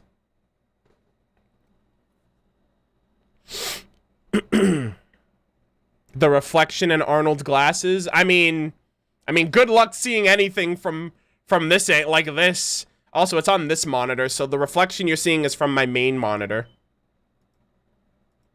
Anyways. All right, let's progress. Let's progress. So this happens, the hacking process. So this this sucks because this was kind of like I know it's gonna happen, but I still don't want it to happen. The intro told us this. The remote control access from Pietro to Penny told us this. The fact that Penny's a robot told us this. But yeah, like it happened, and Ironwood approved of it, so now Watts can spin the story however he wants and be like, yeah, me and Ironwood are super, like, we're super close, we're homies, dude. Like, he let me do that and everything. Like, Watts can spread so much misinformation, and what's Ironwood gonna say? I decided to trust, is he gonna say something stupid? I decided to trust the enemy because I thought I could trust them. I thought I had everything under control. You know what I mean? Like no matter what Ironwood does now, he's gonna look like a dumbass. He's gonna look like a traitor. And I don't know. He's gonna look like an enemy now. Meanwhile, Penny's just slowly losing her grasp on like reality. And like Pietro, like Watts said, like it seems like her, like obviously her systems are rebooting and all of that. So when she boots back up, she might not even be the same person that we've known her to be. We also saw Tai Yang, which it was really great to hear Bernie, just to know that even though Bernie is not, and this is another thing that a lot of people, there's like this misconception that people think that just because someone leaves Rooster Teeth, that means that they're never ever gonna work on RWBY or Red versus Blue. They're never gonna, you know, still come through for voice acting. Like, a lot of people forget this, but Kara Eberly left Rooster Teeth like 4 years ago, 3 years ago. And she still voices Weiss. Miles announced that he left Rooster Teeth like during the spring of this year. And he's still doing work for the show, and he's still voicing Jean. You know? Bernie left Rooster Teeth this year. He's still gonna voice Tai Yang. Aaron doesn't, you know, I don't know if Aaron was ever like a Rooster Teeth employee, but she's always done work for Rooster Teeth, even when she moved to California. You know, these people are still, you know what I mean? It's still possible for them to want to work on the show if time permits and if they're still interested. Just because someone leaves the company doesn't mean like, oh, well, I guess we're never gonna hear Tai Yang again from Bernie because Bernie left Rooster Teeth, and that just means he's never gonna work on the show again. Did Miles write this episode? I don't know who wrote the episode. I don't remember. But yeah, I think for some people, if someone declines from an offer, that's a different story. But you know, or if someone walks away from it, but for everyone to just assume like, oh, someone left the company, like someone moved on to something else. I feel like a lot of people, like, it's no different than you quitting your job to go look for a different job. I just feel like some people think like if you leave Rooster Teeth, it's automatically drama and bad blood, and they don't like the company, they don't want to be associated, they don't want to work for it anymore. It's no different than you leaving your job for a better job. You know, whether it's better money, a better opportunity, you know, you learned everything you could at this place and you want to like expand your horizons. You know, it's, I don't know. I feel like communities are a little different because everyone's considered family. And when someone leaves, it's like people think someone did something wrong or whatever. But yeah, long story short, really happy to hear Bernie again. I'm still very familiar with hearing him because I'm watching Red versus Blue, so you know I'm regularly hearing him through like Church Epsilon, and I don't know when we're gonna see Tai Yang in the show proper again, but it was cool to see him. It was even better to see Zwei, you know, because we haven't seen Zwei in a really long time too, since I think Volume 4, you know, when Yang was back home. Miles did write this. Okay, nice. Yeah, I had no clue. Yeah, look at that. Miles is not a Rooster Teeth employee. And he works there. Yeah. But yeah, I love Church. Church is my favorite character. And so, yeah, Church is my favorite character, so I really really love, like, I just appreciate Bernie as a human being, and as a creator, as a storyteller. Like, Red versus Blue is a fantastic story. I've always loved hearing Bernie's thoughts and opinions of things, and just his general nature on the podcast, the vlogs that he did. He's just an overall great guy, and I'm so happy to have known him, and to have met him, and to just see the things that he's created. And it's always great to just have him, you know, voice act for stuff. You know, he's awesome. But yeah, seeing Zwei, seeing Tai Yang was really great. And this made me speculate and think, like, I wonder if this could potentially spur Tai to reach out to Raven and explain the situation of, like, what's happening to his daughters, what's happening to Yang, what's happening to Crow. You know, because they used to be a part of this. You know, they used to run this exact same situation back in the day. And, you know, Raven could warp to Yang or Crow if the situation permits. And I don't know. It'd be pretty cool. Also, this is the first time Tai is seeing RWBY since Volume 3, since she just straight left his ass and left him with nothing but a letter. So, you know, Ty's obviously going through his own stuff, but he also has to, like, find the strength and the will. And if he leaves, he might have to take Zwei with him, because I remember when, you know, because in Volume 2, he sent Zwei to the kids while they were at school, because he was going off on a couple of missions, and he didn't want to leave Zwei at home alone. So, if Tai Yang leaves the house, we're automatically getting Zwei again, which is going to be awesome. We're going to have Zwei on the road with Tai Yang and maybe Raven. That'd be so awesome.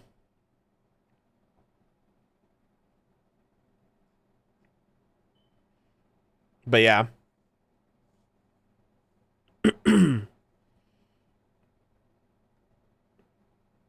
I just liked that top scene too, because it's almost like RWBY was, like, inspiring her dad in a way too. You know, because he's going through his own stuff, or he's gone through his own stuff, so who knows if he would want to, like, go back into that after everything that happened with his team. So, this was so tragic, man. Now what I'm thinking about with this scene here with Penny, right? She's talking about, like, the vault, and, like, she realizes something's going wrong, and her systems are being rebooted, and she's burning in the atmosphere. This bottom shot is beautiful, by the way. Like, her burning in the... I know that's like a devastating scene for the character, but, like, that shot was just amazing. I feel like we're gonna get a very Terminator-esque follow-up to this moment. RWBY... Like, no one knows Penny's situation. No one knows Penny's status. She's currently being hacked. Her systems are rebooting, which means when she's completely rebooted, she's going to take on a completely different persona, a completely different system of like, orders from Watts, who's very destructive. And I guarantee you she's going to start just going on a rampage. And it's going to be literally, Ironwood can't be trusted. And the last message, General Ironwood can't be trusted. Holy shit, Ironwood saw that broadcast, so now he's sicking his top secret robot on the public. Because now he realizes that the jig is up. You know what I mean? Like, it's so calculated. It's sick how calculated this is. And with her also burning up in the atmosphere, that means there's a chance that it's corroding, like, her model, so she could actually be, like, literally Terminator, like, metal-faced and all of that stuff, with red eyes and just seeking targets to destroy. I really don't know how they're gonna go about it, but yeah, that's kind of, like, where I am right now with this scene in particular, and how it's gonna play out, and I don't know how they're gonna fix her. I don't know. RWBY's the only one that I can think. RWBY's the only one that can get through to her, I think. So fucking stupid, man. You're such an... Ironwood's so fucking dumb. Like, Like, that semblance of his is literally rotting his brain. I'm so annoyed right now. I'm so angry. It's like, what do you think was gonna happen? He has the audacity to be like, what did you do? I didn't expect this to happen. How could you, the enemy, not do what I expected? Yeah. Watts is way smart. Watts is the smartest man in this room. Like, and he mentions, like, Penny's systems are probably rebooting right now, which is very fair, very likely. And so, the only thing I can think of, one of two things. Either one, someone takes that sword and destroys it, and destroys the chip that's inside it, and gets Penny back under control. Or maybe RWBY will be able to break through whatever technologies are shackling Penny. You know what I mean? Like, the typical anime, talk no jutsu, friendship is magic, brace through it kind of thing. Or maybe not. Maybe the only way to stop Penny is to destroy, you know, to stop her from being a threat. You know?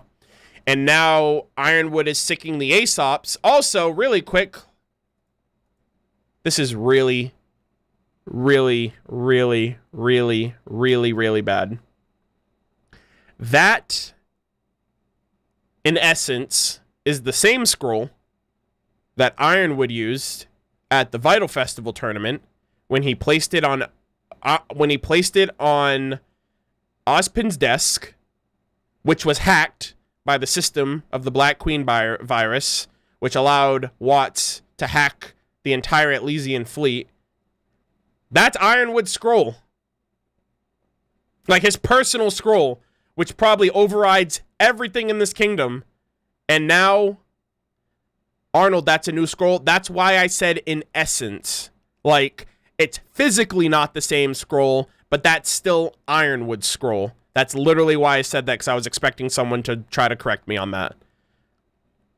Now it's broken, but in this last scene here, if you noticed, Watts takes the repair kit. He acts very casual. Let me just turn off all these computers here, you know. I don't want these LED screens to be acting up and causing a bunch of burning and all of that damage to, even though they're holographic, I don't know. I'm just bullshitting my way through here. Let me grab this repair kit and let me grab this seemingly broken scroll of Ironwood's. And now I have the key to the kingdom in the back of my pocket. GG. Villains won. So now he's going to take that, go back to his cell, fix it up, break himself out of jail, have complete access to the security and everything, weapons, anywhere he wants to go in this place he can get. And no one saw him. And that's like... it hurts so much to just see shit like this fly under their radar. It's like y'all are lacking right now. Y'all are literally sleeping on this dude just because you guys have guns pointed at him. Absolutely outplayed. And yeah, so now they also have Winter coming into the picture. I love her design, love the ponytail, love the brace and the arm guards and stuff like that. Obviously, she's probably not physically like 100% healed, so these braces are probably helping to compensate. But yeah, now Winter's the leader of the Aesops, so that's kind of probably why that was probably a part of, you know, getting rid of Clover, so Winter could be at the forefront. And Winter's now leading the Aesops, and she has to go and deal with Penny. And you notice how she's looking at Penny's swords, you know, because Penny and her had a real, like, obviously, like, a moment in volume 7, and now they're gonna have to directly confront her because they can't assume her status. Like, she's not responding, so unless she's in front of the vault, or she answers you, you know, or she calls us back, we have to just assume that she is a threat. because this guy over here wants to play fucking games. Ah, man. Yeah, it's an exoskeleton to support. Yeah, exactly. But yeah, I don't know how Winter's going to, how this is going to fare, because she's also, like, she can't really act out because of the Aesops, and if she does, she's going to have someone like Hair and Marrow. Not really Marrow. Maybe, you know, I can see, like, if Winter and Marrow were to, like, defect, I can see Hair and even Elm and Vine, like, trying to stop them. So there's just going to be dissension in the ranks as well with the Aesops if anything goes too crazy. I did like that one smug moment where you see this moment right here where you, like, it's just like a smug moment with Watts. He's like, hey, how's it going? So I guess you're going to be the one to look for my new experiment. God, man. Yeah, Watts literally completely swept these guys, and it's so sad to see. Like, he hacked Penny, so now he has Atlas's most powerful weapon. He's got the Winter Maiden. He's got the key to the kingdom. Like, you know what he's gonna do now? He's just gonna lower the shields of Atlas, and the whale is just gonna barrel its way in.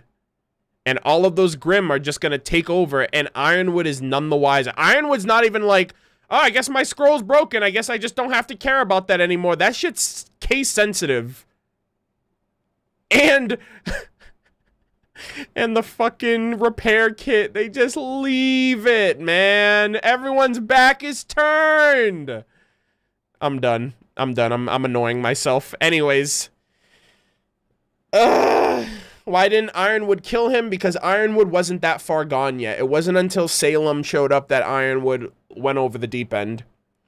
And obviously not killing Watts means you can interrogate for information and stuff like that. You can use him to get, you know, you can use him like right now. The fact of the matter is, Watts is smarter than any person in this room and completely outclasses and outplays everybody. Yeah, so then we have the ending here. They said that they heard something, like, oh, there's another one. So I don't know if there's, like, drops, like, things falling out of the sky or whatever, or maybe Penny landed and they just heard the collision and they're like, all right, let's go and check it out. And then you get this fucking, the river Styx over here. You got the River of Grimm.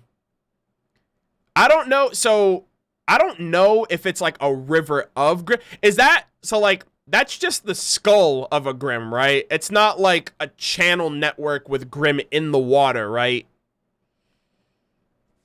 I almost feel like if anything goes in that river, it's destroyed, Grimm or otherwise. And so I also wonder if it's like, because like, was this what was under the ice that was cracking? Or is the Grimm whale, you know, because whales have like oil and stuff like that, is the whale producing this Grimm pool from where it is, and it's just making its way through the canyons and the river and is working its way to the kingdom? Because it kind of looks like it just came out of nowhere. So yeah. Yeah, it was under the ice, yeah. Oh my god, and it's heading straight for the kingdom. Don't drink the fucking water, people. You might actually turn into a Grimm, or it might kill you instantly. Or it might just be like a spawn pool for Grimm, you know, like the wyvern. Like the wyvern just dropped little droplets and it formed Grimm from the pools. So this might actually be like a literal Grimm army in liquid form, and then once it gets to the kingdom, the Grimm actually spawn from it, which I think we still might actually see the whatchamacallit, the sulfurfish. We still might see the sulfurfish. I thought we were gonna get it this episode, but I didn't realize that was a tease for things to come. So yeah, the sulfurfish might still be on the checklist right now. But yeah, I'm just really fed up with Ironwood. So here's the biggest like realization to all of this. Ironwood can literally go back to the vault and just lie to Crow and be like, yeah, Ironwood trusts me now. He gave me his scroll. I have access to everything. He actually sided with us. And we're now just going to take the relic and be on our way. Like, he can literally just tell them whatever. And he has, like, evidence. And there's no way to dispute that because it's his word against theirs. And that could make things worse for Crow. You know? Because Crow already wants Ironwood dead. But if he's like, Ironwood is now the enemy, now we have to stop him.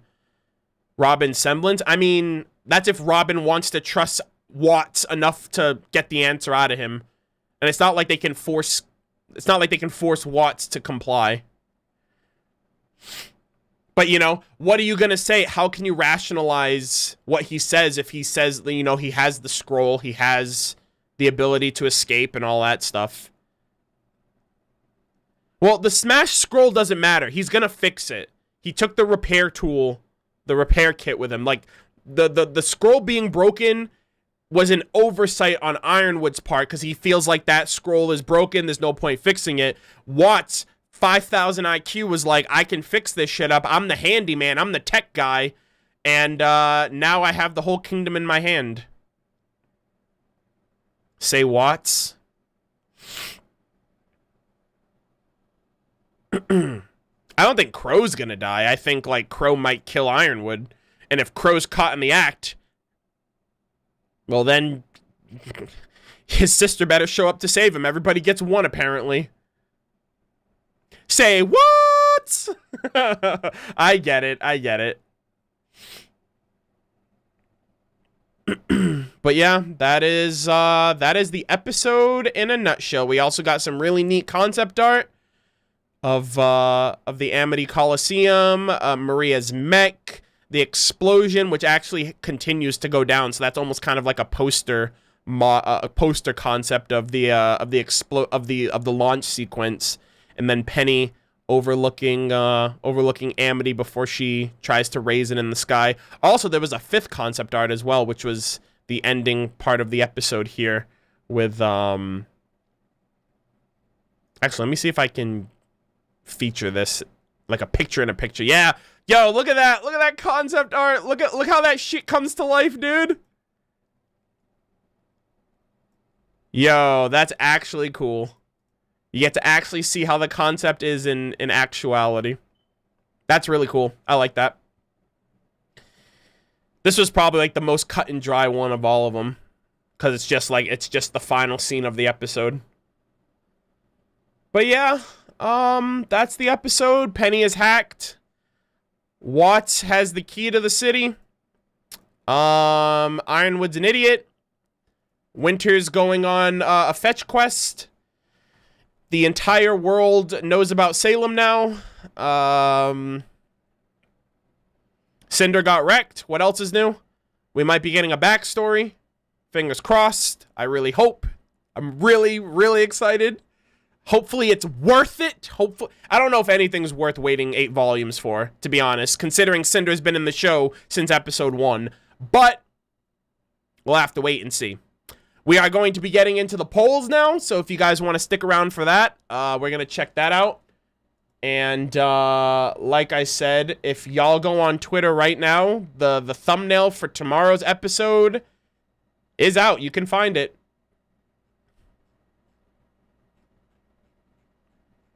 Yep, I'm looking forward to this episode.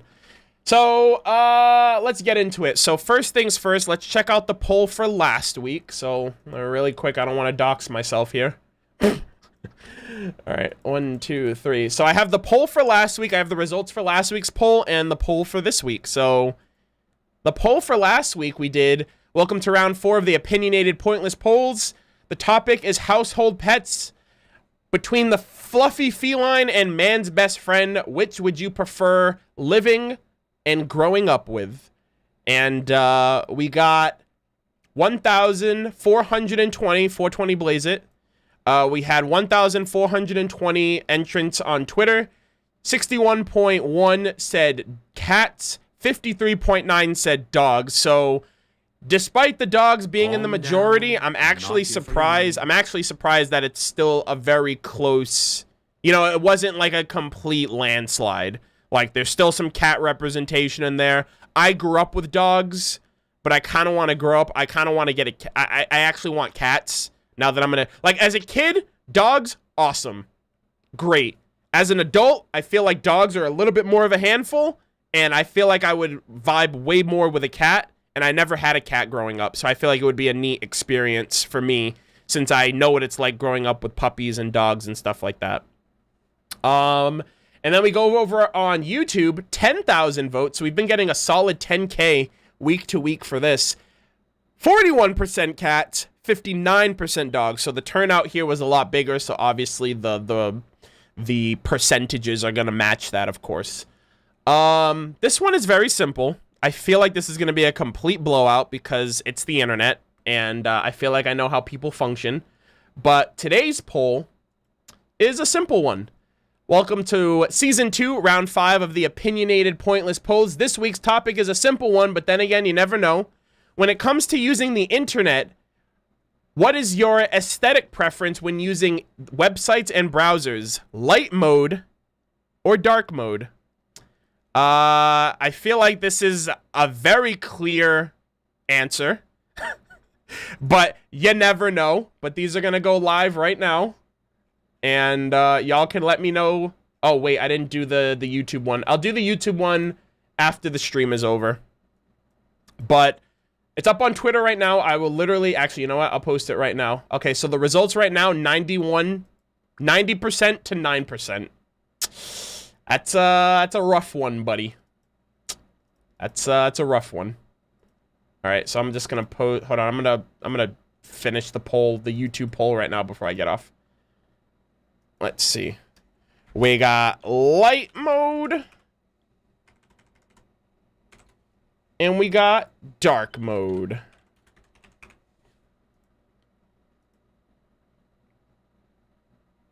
There we go. Sweet. Alrighty, ladies and gentlemen, boys and girls, I apologize for the rambles today. I mean, if y'all are here, y'all know what to expect. But I greatly appreciate the support. I really hope y'all enjoyed the stream. I'm going to get through the last donations and super chats before I close out for the night. Let's see. The Grim River is also akin to the river Archeon and the river Coctus and the river of pain and mercy from Greek mythology. I find that fascinating. I thought of the river Styx, which I think that's all the same thing. So, yeah, we kind of had the same thought process there. I thought that in the episode as well. Miles knows how to write dramatic scenes and scheming characters. What an absolute legend. I agree. Yeah, especially after finishing Season 12 of RWBY. Let's see. Blue Rat. Meanwhile, in Mantle, Sheriff Woody's looking at the river and saying, there's poison. Someone's poisoned the water hole. Nice little reference there. Eric Sharp, thank you for the $5 super chat. And Pigeon Power. Hey, man, just got here. What I missed? You missed everything. I'm sorry.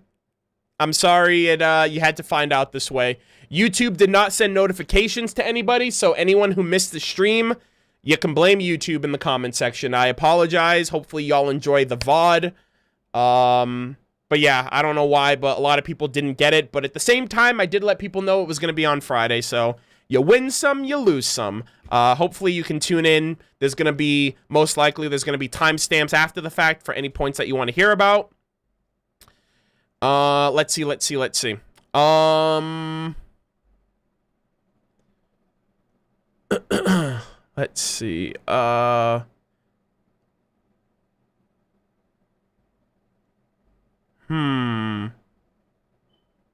What if the Grim Lake is related to the backstory in Volume 6? Even the intro alludes to the yellow sparks with Team RWBY falling in some sort of water being the fountain of light. Either way, something is gonna happen related to that.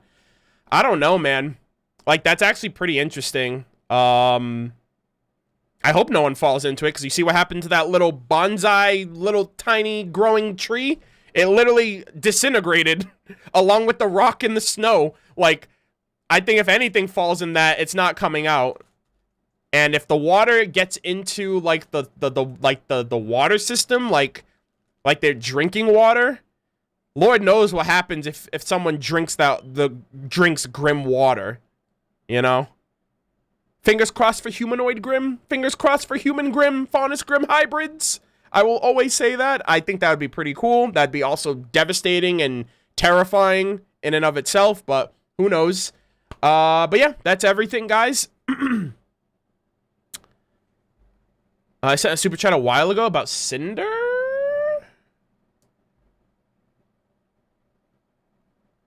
I don't know. Hold on.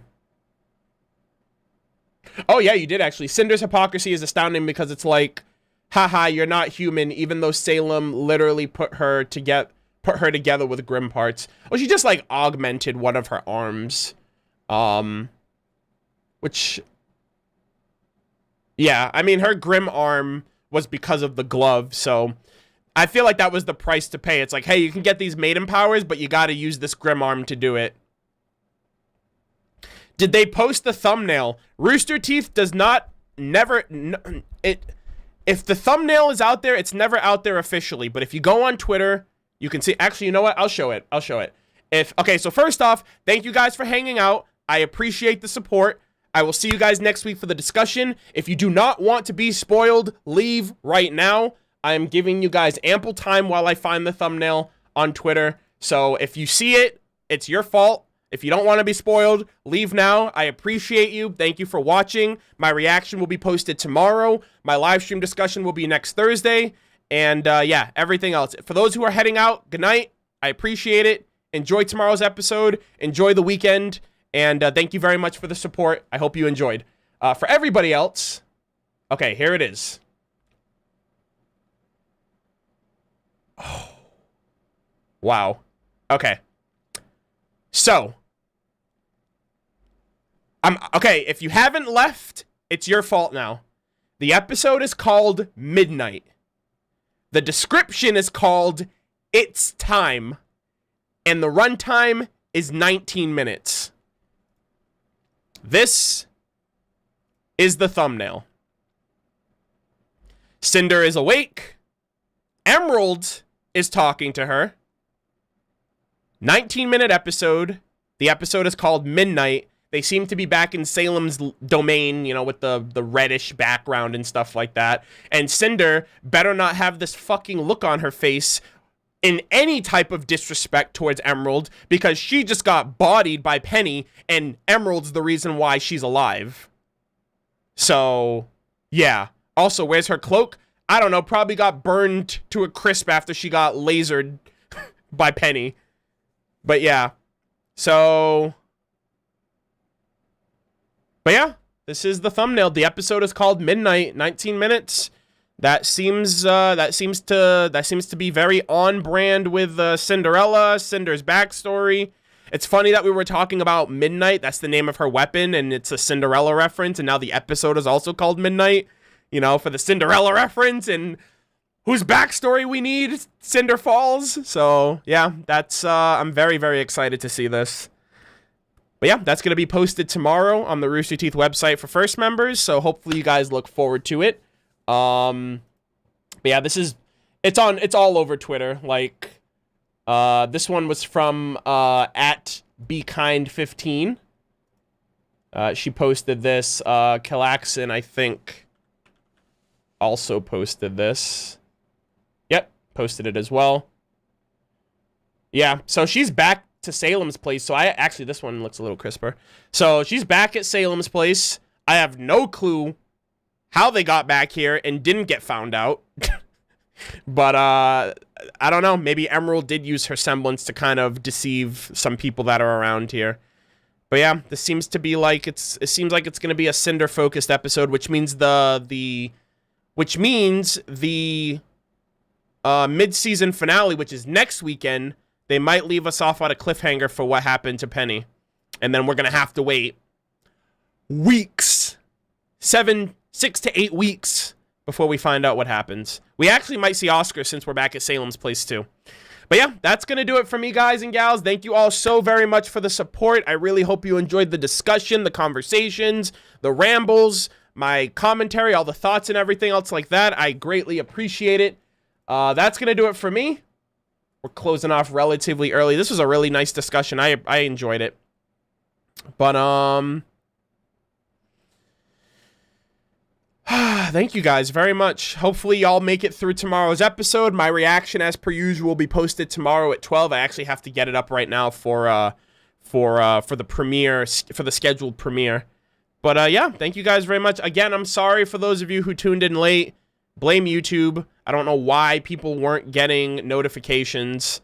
I noticed it really, really early on, just because, like, usually when people join, it's like tons of people are in the chat, like, before the discussion starts, and I realized that there was a very shortened, like, there was a lot less, and, like, obviously we capped out over 1,000 people, but, like, some people tuned in really late, so I feel like a lot of people are going to be tuning into the VOD afterwards. Obviously, tomorrow's episode also comes out, so maybe some people will just jump into tomorrow's content, but next week, and for as long as the volume, unless something else comes up on Thursdays, the discussions will be on Thursdays. So thank you guys all so much. I appreciate it. Enjoy your weekend. Enjoy tomorrow's episode. Enjoy my reaction. And yeah, thank you guys all so much. And I will see you guys next week for Chapter 6. Take care. Good night.